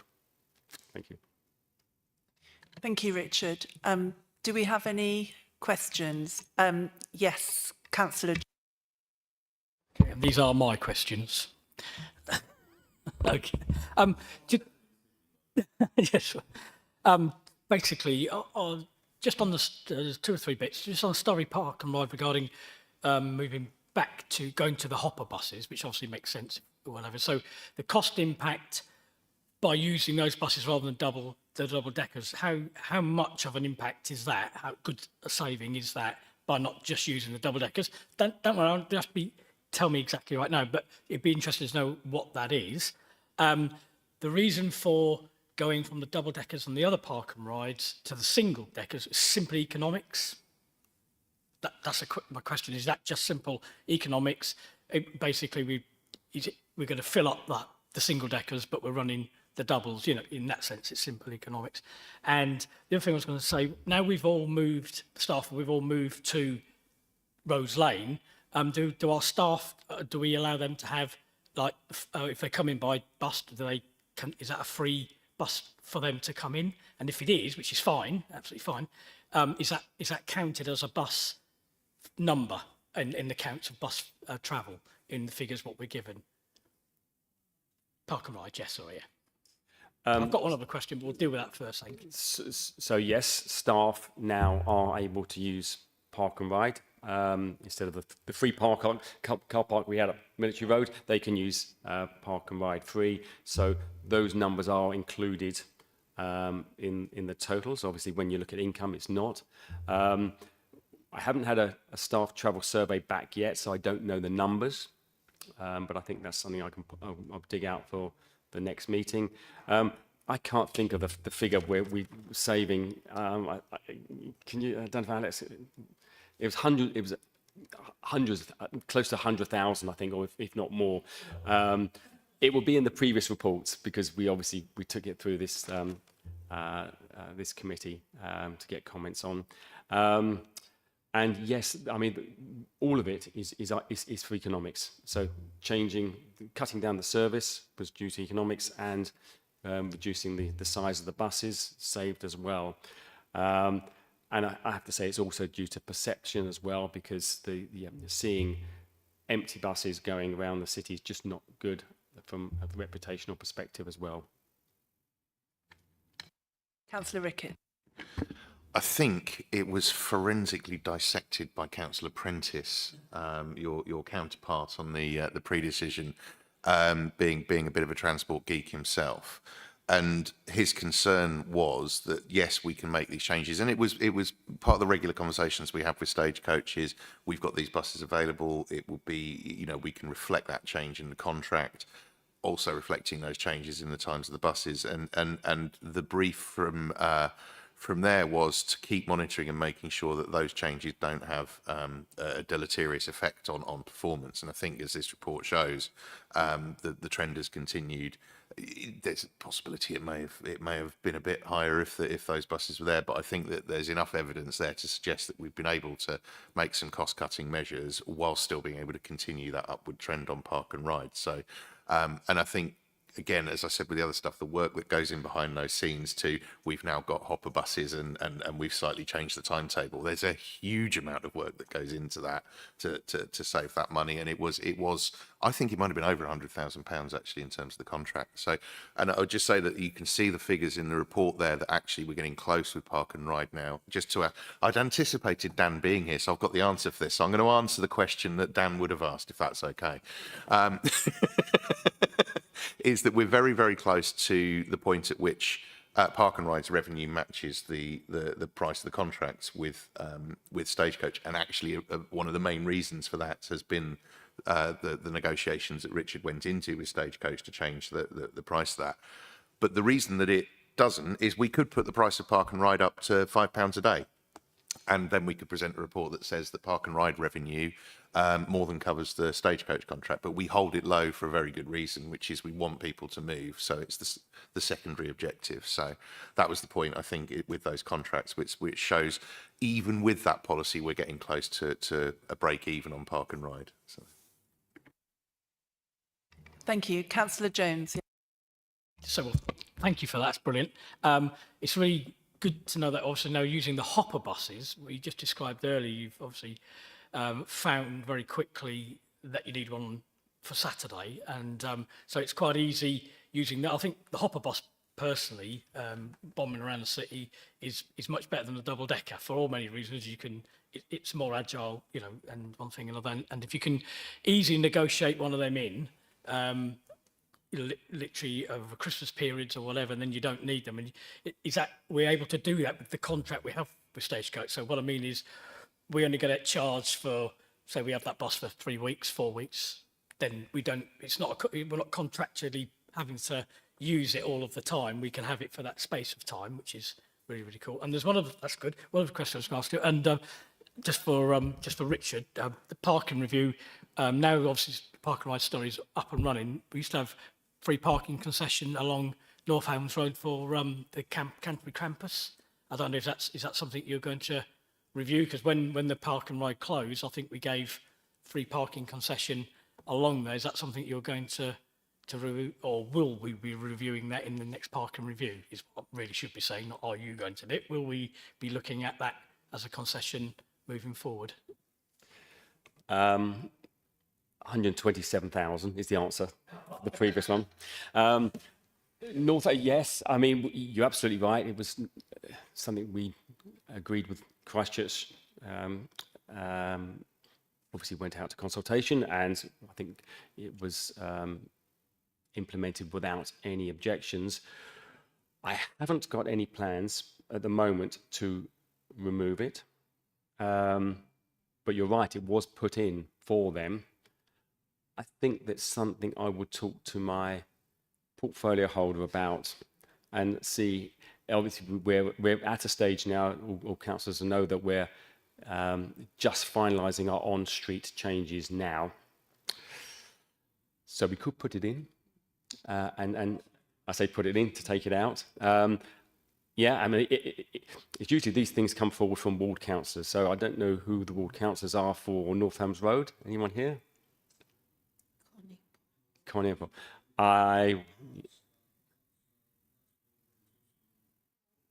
Okay. I think I'll have a chat with them as well as Alex to see if they're comfortable with advertising to change that back from, I think it was changing back from 4 hour to 2 hour. Thank you. Well, thank you for remembering. No, that's fine. It's only because the concession was put in for the right reason, obviously to help people. Now that's no longer the case. We get more people on the buses. Happy days. Thank you. Well, thank you, Councillor Jones. Yeah, exactly. It means that students should be parking at Surrey Road Park and Ride, shouldn't they? And getting the bus in, not driving in to the city centre. Yeah. We had a lot of conversations with Canterbury Christchurch when we reopened Surrey Park and Ride. They were obviously big supporters of it as well. And we had a lot of conversations with other businesses and education institutions around Canterbury. The nature of the economy over recent years since it was first closed meant that there were certain arrangements that institutions felt able to put in 5 or 6 years ago that just simply they can't do for students anymore. So there was a bit of a reality change in terms of what certain institutions could do for their students with helping them with those kind of things, and what we could do in order to meet them. But I think actually probably a good time to have that conversation again, not just with Christchurch, but with a few other of the institutions as well, to see, with the success of Park and Ride, to see what we can do to actually say, well, maybe there's an opportunity for us to see what we can do for those institutions to help them. You're absolutely right. If there's an opportunity to get students onto buses rather than driving all the way in, then we should absolutely investigate it. So good catch. Thank you very much. Thank you. And Councillor Mackenzie. Okay, thank you, Chair. First of all, thank you, Richard, because actually, for what you said at the beginning about the extra buses being added to Surrey Road on the weekends, because actually this is something that came up recently. I remember speaking of KG, and she said she'd actually met one of the drivers of the buses on the Surrey Road Park and Ride route, and he actually begged her for another bus on the weekends, so because it's getting so busy, which is a really positive sign, and I think we can all be happy about that, as well as the 18% year-on-year increase in usage. It's very positive indeed. What I wanted to ask, and please don't mistake my ambition for criticism here, I would like to know what's going on behind the scenes to make even further improvements to our usage of the Park and Ride services. Thank you. Thank you. Yeah, Rich. Well, I think this pricing is one part of it. Through the OSPO, we're again freezing that price, and it's probably been the third year in a row that the price has remained at £4, £3.20 for resident users, and that's, I've said this many times, it's for per car up to 6 people, so really, really cheap. So I think pricing is one factor. Promoting it is another thing. So we absolutely, we've had some free park and ride days on the lead up to Christmas, one on the Christmas light switch on, and another one last Sunday. And I've just got the figures back from those. And I think the Sunday just gone was a 23% increase on the previous year. So those promotional things are really good to, again, get it into people's minds that park and ride is a good option for them. I think infrastructure, on the Surrey Road one, we still have Surrey Road bus lane as our number 1 bus improvements, and we're working still with KCC to implement that as quickly as possible. They had a design which they're now tweaking, so we're hoping to get that underway in the next couple of years. So I think that would be a big push for Surrey Road.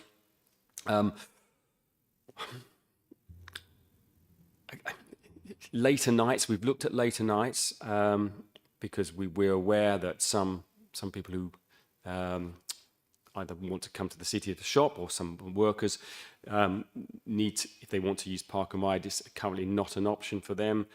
Publicising the fact that they can use stagecoach buses to get back to the sites is another thing that we've been doing from time to time. It might be that we need another push on that as well. It's on our website, so if people do want search, that they can find that they can use stagecoach buses to get back, so they haven't got that 7 p.m. cut off.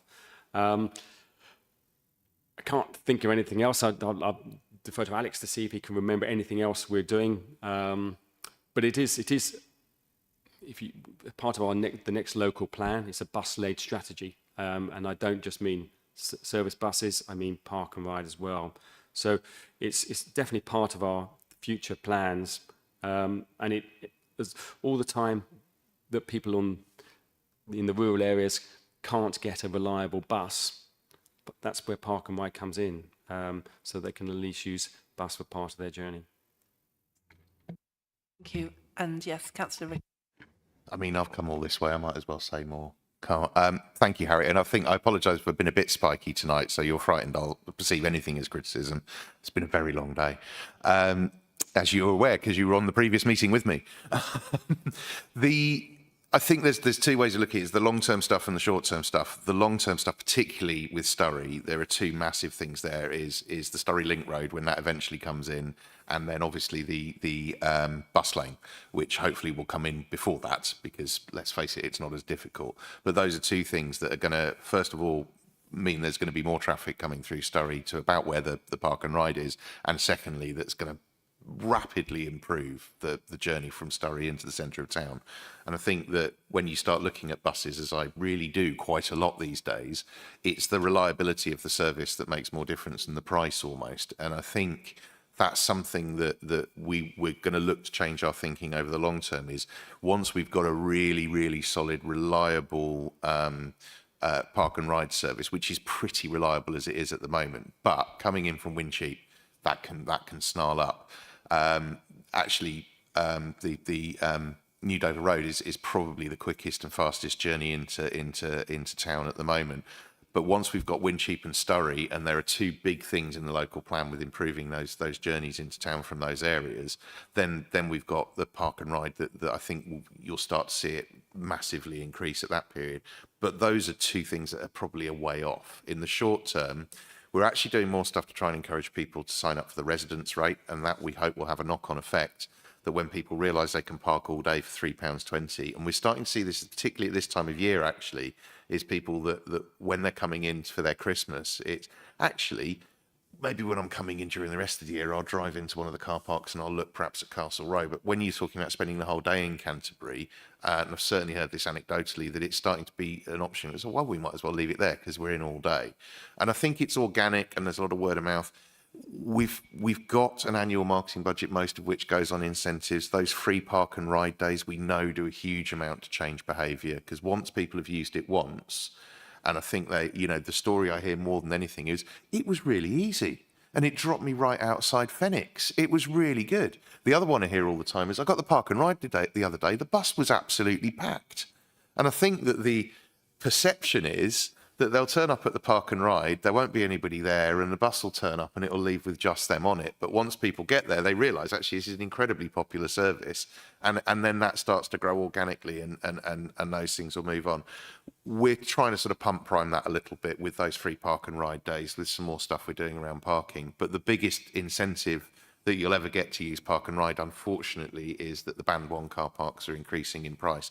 And it is a deliberate strategy to make sure that that difference between the very expensive, very polluting city centre car parks and park and ride, which are the best environmental and best economic options, the wider that gap is, the better that is for park and ride. So, thank you. Thank you, Councillor Ricketts. Councillor Turnbull. Thanks, Chair. Yes, I mean, some of my points have already been covered, and I think that it sort of partly comes from the fact that I think the report's quite sort of thin. You know, it's purely sort of really focusing on sort of a few headline points and the user numbers sort of stats. And it would have been nice to sort of have a kind of bit of income and expenditure information and sort of action planning and reviewing and kind of actions that you're taking to increase usage and increase the take-up of the permits, that annual permit. You know, the take-up's obviously quite low, and it would be good to see that going up. Are you talking to businesses and about maybe offering it as perks or encouraging their staff to take them up, you know, those sorts of things. So it would have been good to have had more information and be able to see what, you know, we can see the losses, 150,000 loss, and then there's trade-offs with, and you've obviously varied the contract with Stagecoach, so there's some savings there, but all that information, we're having to draw it out through questions, where it would be quite good to have that set out. So a bit more of a detailed report, I think, would enable us to have a clearer view of all the stuff that you're obviously doing. Have you got a plan to collect more data about the users? I know that you do this occasionally, and where they're coming from. Are they doing long journeys? Are they coming from further afield? Are they local people who are using it because it's a useful sort of thing to do and get a group of people in quite cheaply? All those sorts of things. I think that was about it from me. Thank you. Oh, and the other thing, actually, my little idea is close Watling Street, build some social housing on it, and then people will have to use the other car parks. Thanks. Richard. In the local plan, the Reg 18 part of the local plan, we do say we plan to reduce city centre parking by 10% in the next 5 years. We're doing some through the Luff improvements at the moment. We've earmarked some car parks that potentially could be disposed of. Watling Street is not one of them, but it could be in, you know, what we're looking at is we've got a vision and validate transport strategy. So 10% is if all the sort of the modal shift targets are being achieved. That's all we need to do. If they're not, then we'd have to go further, and that's when other car parks might come into into our thinking. Councillor Ricketts. There are no plans to build social housing on Watling Street yet. It's not a bad idea at all. I think it's, you know, would it be better to have people able to live in Watling Street and spend their time in the city rather than drive into Watling Street and spend their time in the city? I think there's an absolutely valid conversation to be had around that. And as Richard said, there is definitely a target as part of the transport policy, something that I know Kent County Council are very keen on, to reduce the number of spaces in the city centre. I think those car parks were there from a time when car journeys into the city were a lot easier. It's not a pleasant experience getting in and out of Watling Street at the moment. And as we hear, it's not a pleasant experience paying for Watling Street at the moment, which is partly by design, of course. It's not a sustainable model going forward. I think that sort of car park, what is a sustainable model is obviously park and ride. And I think that that's the point is, you know, those journeys will be unpleasant. I think in terms of the detail in the report, I think we could absolutely do that. There are obviously other times where we report on these figures in more detail as well. This was a specific report requested from this committee just to do out of the normal reporting procedure. We do report on the environmental stuff. We do occasionally do surveys, and obviously we do have data from those park and rides, and that's something that we could look into doing. We're looking at that for some various other things as well. I'm really keen on looking at some areas, and we've got some plans to see whether we can encourage some of those journeys, not just from a park and ride point of view, but encouraging journeys from other parts of the district to Herne Bay and Whitstable, for instance. I think there's a sense that car parks in Herne Bay, Canterbury and Whitstable serve residents of Herne Bay, Canterbury and Whitstable, whereas actually I'm really interested in those journeys of people from, and Rich is probably going to, because he's heard this a lot on calls, but I want to see people from Littlebourne and Barham going to Herne Bay to do their shopping once in a while, that kind of thing. And those are the kind of journeys that we want to encourage with some of the wider transport issues, and train and bus journeys as well as car journeys. So there is a lot that's going on there. I think we could report on that, and I think what we've done is we've looked at the financial benefits of those hopper buses and the increase in figures, but obviously there are of course increased environmental benefits of those as well, both in terms of particulates and the usual sort of carbon issues as well. I think we did have a carbon figure actually for some of those changes, which I think we're reporting elsewhere, not in this one, but I think in the much wider report that we'll probably do towards the year end, which we'll have in there. But I'm quite happy to have a look at that, because as you can see from this report, the financial and user data is good, and so is the other data around it as well. So it's not a question that we're trying to leave anything out. It was more a case of it was answering a specific exam question for this committee. But I can give you more data if you like. Thank you. Thank you very much, Councillor Ricketts. I was going to say early June is our big report coming, yes. So we can have a look at that one at the moment, because there will be much more emerging on the local plan at that point, or yeah, there will be. So that would be a good time to have a lot more. So I think, again, as we come towards that, we can all look together at any issues on transport and how we want to frame that around the park and ride. I just had a couple of things I wanted to ask. I mean, it's good to see there is an improvement now, slow, but it is slow. It's disappointing to see that only 6 annual permits have been purchased. And I think, again, the student side, this needs a lot more work, doesn't it? Because, you know, for a student, if you're car sharing or whatever, £360 a year is, compared to even rail transport or bus transport or anything else, or even driving into the city and getting that free parking, with costs with fuel going up in price now, with the duty being applied, and even for electric vehicles and hybrids are going to start being charged to come into town. So I think there's probably a lot more we can do on that than the 6.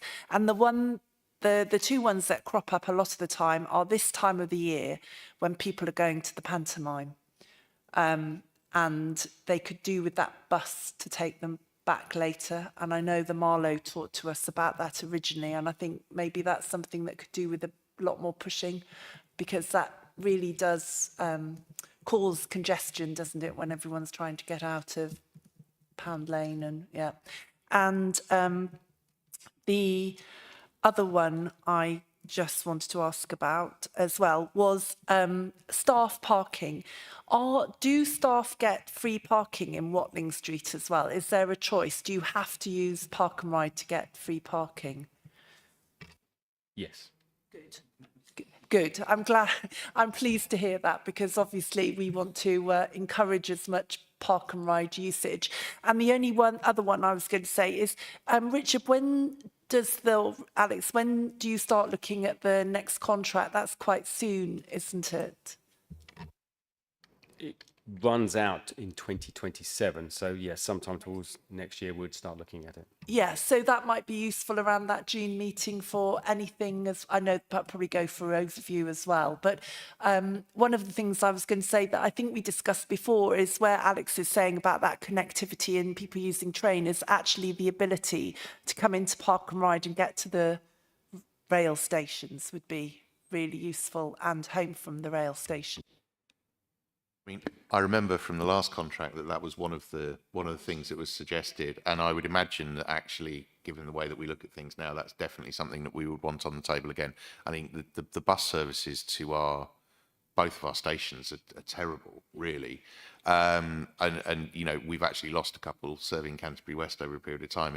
Unless you want to go to the university, there's no point getting a bus to Canterbury West. And I know obviously there are bus services that go around Reims Way that serve Canterbury East, but absolutely, that's all on the table. I think we might just be able to negotiate that contract before the shadow authority takes over.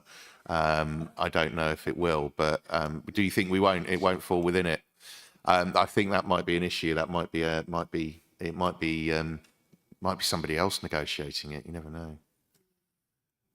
Oh, well, on that note, thank you very much, Richard, and thank you, Councillor Ricketts, for being here this evening. And is that report okay to note then, and what we've discussed to go to the report that comes in early June? So thank you both very much.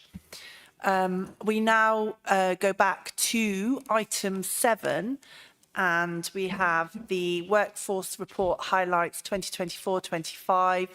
And presenting this is Marie Royal, Director of People. Thank you very much, Marie. Thank you, Chair. It's been a really interesting 12 months in terms of the journey. We are now in our new offices. So that's really positive from a workforce point of view, that people are back in the office, people are back able to work together face to face, and it's a really nice working environment for the staff. It's a factual report giving you details of the council's current position. I would say that the vacancy rate has stabilised. So we did go through a period, especially after COVID, where we had quite a higher than average turnover rate. So we've stabilised at 14% since 23-24, and 4% of that actually accounts for casual staff turnover, which is something that you would expect. So a 10% vacancy rate is seen as a normal standard turnover rate for our sector of business. We've seen some really positive changes in terms of recruitment. So HR have been working with managers on improving how we advertise roles and jobs, how we attract candidates, where we advertise, and some of that work has resulted in actually the doubling of the number of applications that we're receiving. And it does vary. It varies from job to job, depending on the level and the skills required in terms of number of applicants. The application form has been simplified and shortened, making it easier for people to apply for jobs with us. And again, that's resulted in some positive increase in people applying to work with us. Over the last 12 months, HR and managers have concentrated on building capabilities within our workforce. So this is about promoting e-learning opportunities, where we've been able to bring in diverse training through different routes like the Community Safety Partnership, like Kent Partnerships. We've advertised and had some take up in some free training and learning opportunities. But with the e-learning, we've actually seen a really significant increase in that use across staff. And at the minute, we're on a 73% take up of e-learning opportunities. think one of the biggest sort of positives that's come out of the last 12 months with our organisational structure is around case and locality, and that's around cross-training people from different teams so that there's more resilience across teams should there be sickness absence or a gap because somebody's left. So we've got far more resilience because of that cross-training.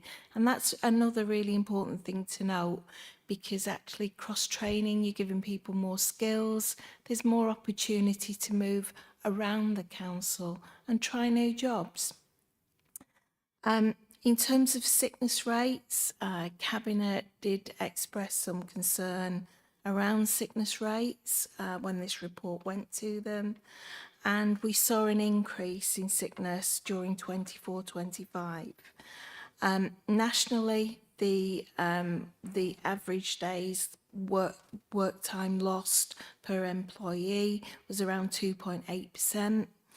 Ours was 4.3%, but there is a specific reason for that, and quite a sad reason for that. We had a couple of employees who had a terminal illness, and obviously that impacted the statistics.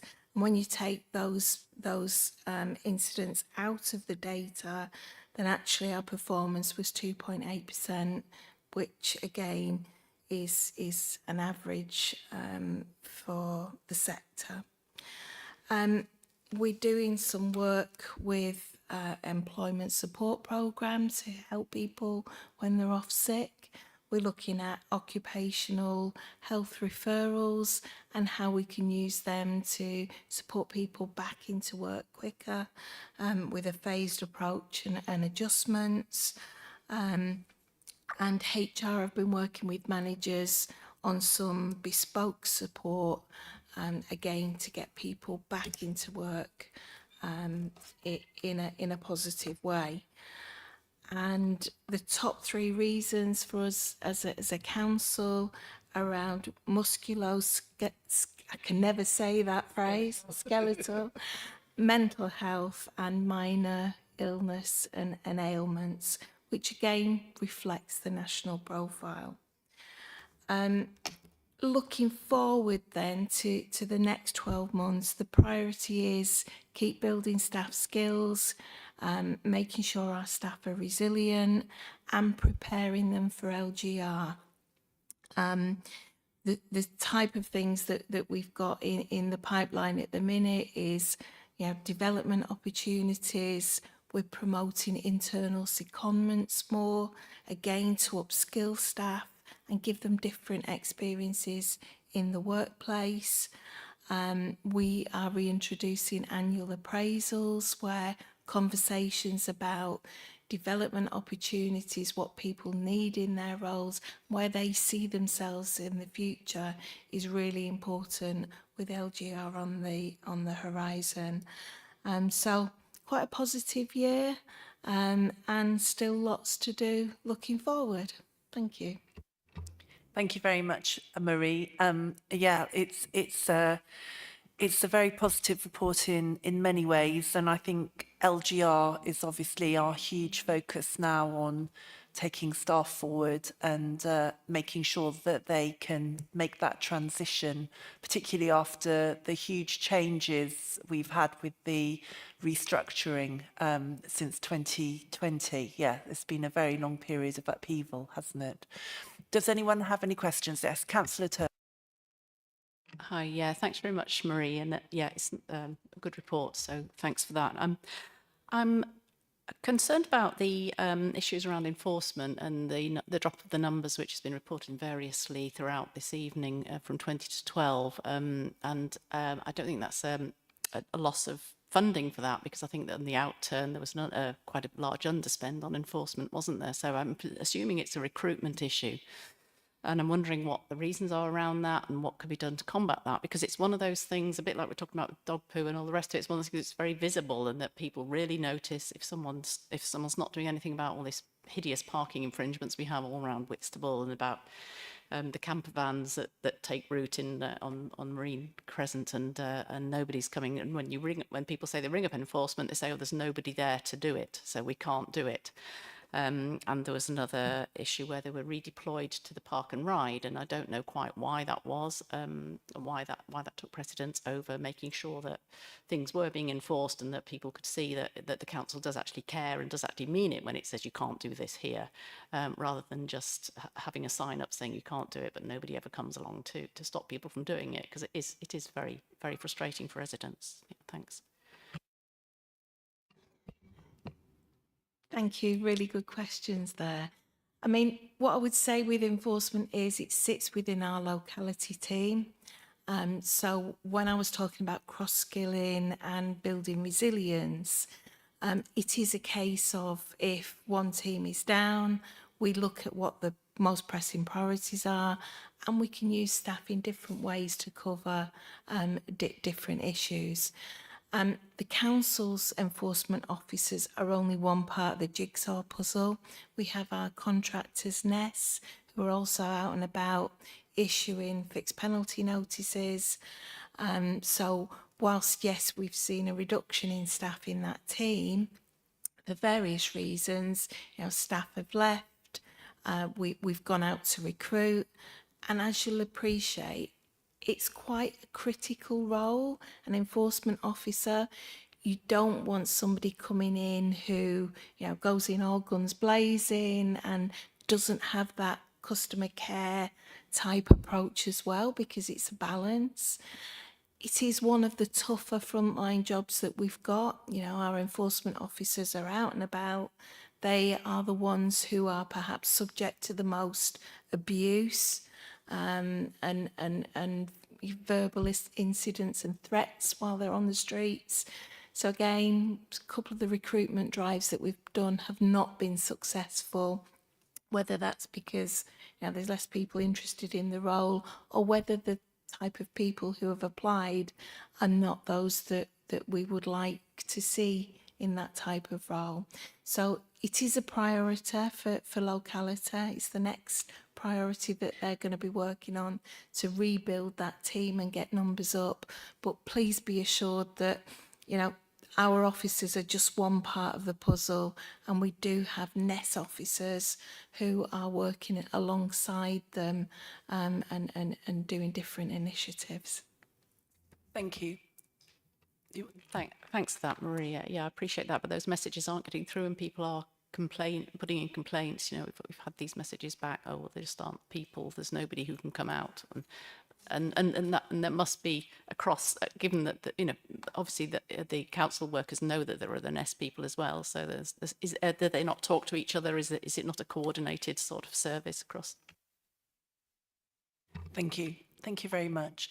Councillor Paget. Thank you, Chair, and thank you, Marie, for the update as well. I just wanted to ask on page 50 of the report, where it's got the workforce profile. I noticed that there was an increase in staff on 0-hour contracts from 14 in 2024 to 20 in 2025, and I just wondered sort of why this is. It was my understanding that the council had talked about sort of reducing those or phasing them out. Thank you. We use lots of different 0-hour contracts. So if you think about the King's Hall or South Quay Shed, there are staff doing sort of bar shifts or event shifts. And that does depend, the amount of hours depends on the number of events and things that are happening. Similarly, we have casual staff who cover central control sometimes. They cover out of hours, especially on the AMPR response. So I think, again, it might fluctuate in terms of the hours that we use and the number of casuals that we've got, depending on whether it's an event, depending on whether there is other cover needed, whether there's sickness or absences. So it does fluctuate. Thank you. Thank you very much. And Councillor Mackenzie. Okay, thank you, Chair. I've got two questions. First one is also about zero-hour contracts. So with the Employment Rights Bill on the way, I just wonder what's going to happen to these people on zero-hour contracts when zero-hour contracts are no longer with us. And I'll put on the record that I'm thankful that zero-hour contracts will no longer be with us. I saw data from the ONS recently saying that the national gender pay gap still sits at 11%. And it was quite convenient that this came up while I was on the same day that I was reviewing this agenda, because it got me thinking about whether there is any pay gaps that we should be worried about in our council, and whether this could be, whether pay and potential pay gaps could be reported on in future scrutiny meetings, such as this, so that we can scrutinise them. Thank you. Thank you, Chair. I am many things. I am not a HR expert or specialist. I am covering this report tonight. So your first question about the Employment Rights Bill and what will happen, I'll come back to you on that and ask a HR specialist to respond.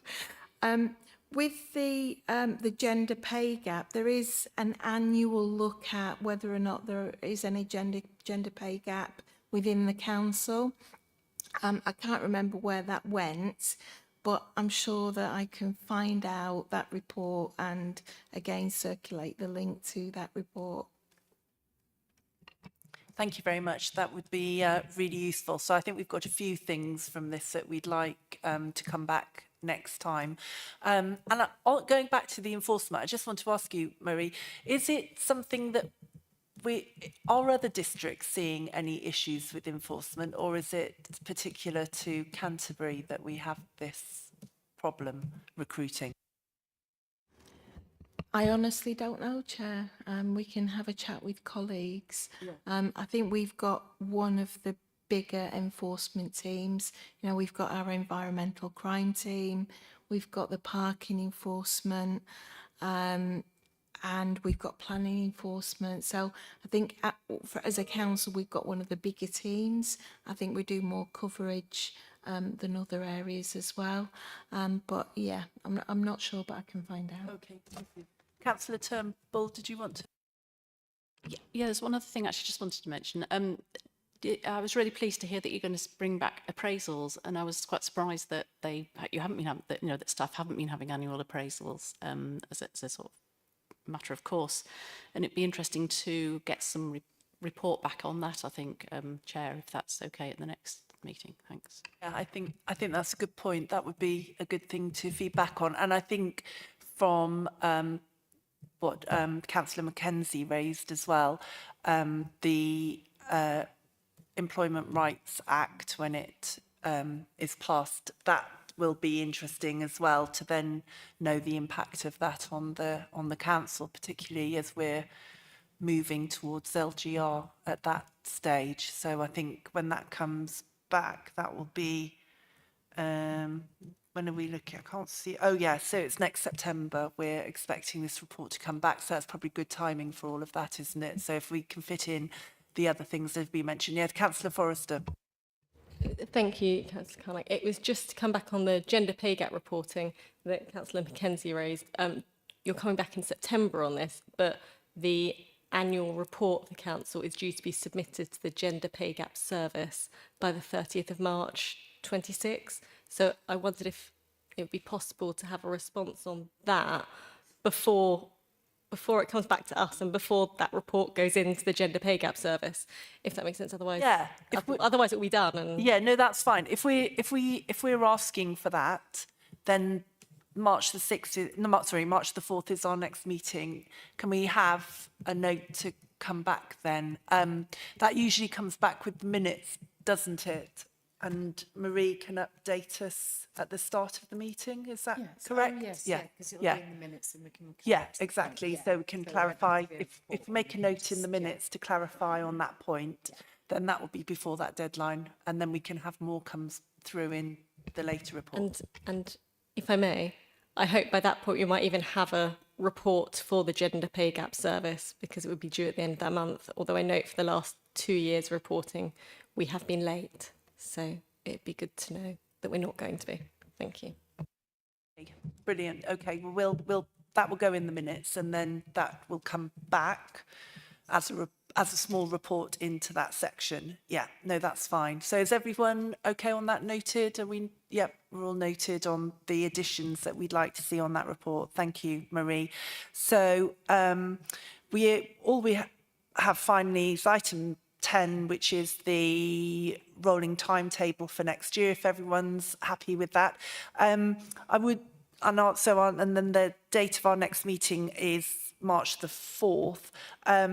Just to note that March the 4th one is environment, and we're looking at water, including sea, water supply, sewage, chalk streams. So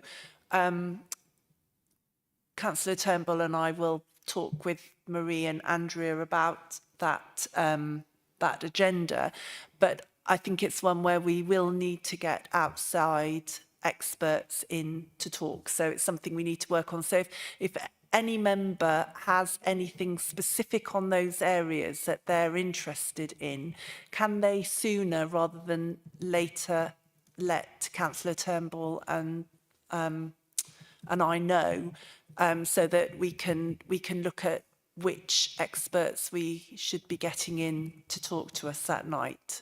Yes, Councillor McKenna. I think this is technically environment. It was raised with me recently whether, because we're having severe issues with the Shelford landfill site, whether that could be raised on the environment topic here at Scrutiny. Could we get potentially Valencia in as an external stakeholder to question? Yeah. Yep, I don't. If the rest of the committee's happy with that, then can we? I didn't hear what he said.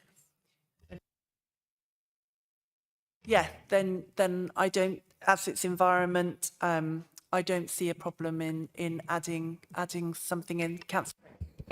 On a similar note, I was wondering on water, if we could look at South East Water, given the difficulties our Whitstable Seasalter colleagues have had recently. Yes, South East Water is in here.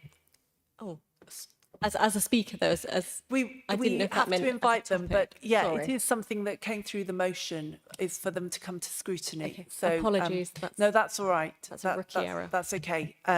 But obviously, with water, we've got more. So yeah, I think what we need to do is put together an agenda where we can cover these issues without being here till very late, but trying to get some really good speakers to address these issues, because these are issues outside our council. So, sorry, and my second bit of that, which applies to Shelford as well, is there a way that we can publicise to residents that those ahead of the meeting that those representatives are coming, because there is obviously a lot of public interest, particularly about Shelford, particularly about the water. It will be on the agenda. It's something for officers to consider. yeah, it's on the agenda. So it will be on the agenda. So yeah, that's something that, members of the public are welcome to come. Right, okay, so What we will do is just take it back to democracy to make sure that we stay within the remit of this panel. I think it technically is within the remit, because we're scrutinising, aren't we? Things that, but yeah, I understand if there's a planning issue, then we might need to look at some other issues. Yeah, so let's see what democracy says, but we'll push for this. We'll do our best, because the scrutiny committee has said that's what they'd like to happen. So we can just note that, can't we, Andrea? Yeah, that's noted.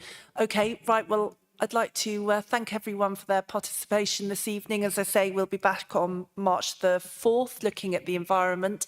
And I say it every year, I know it's very early, but wishing you all a happy Christmas and New Year, and see you all back in the spring.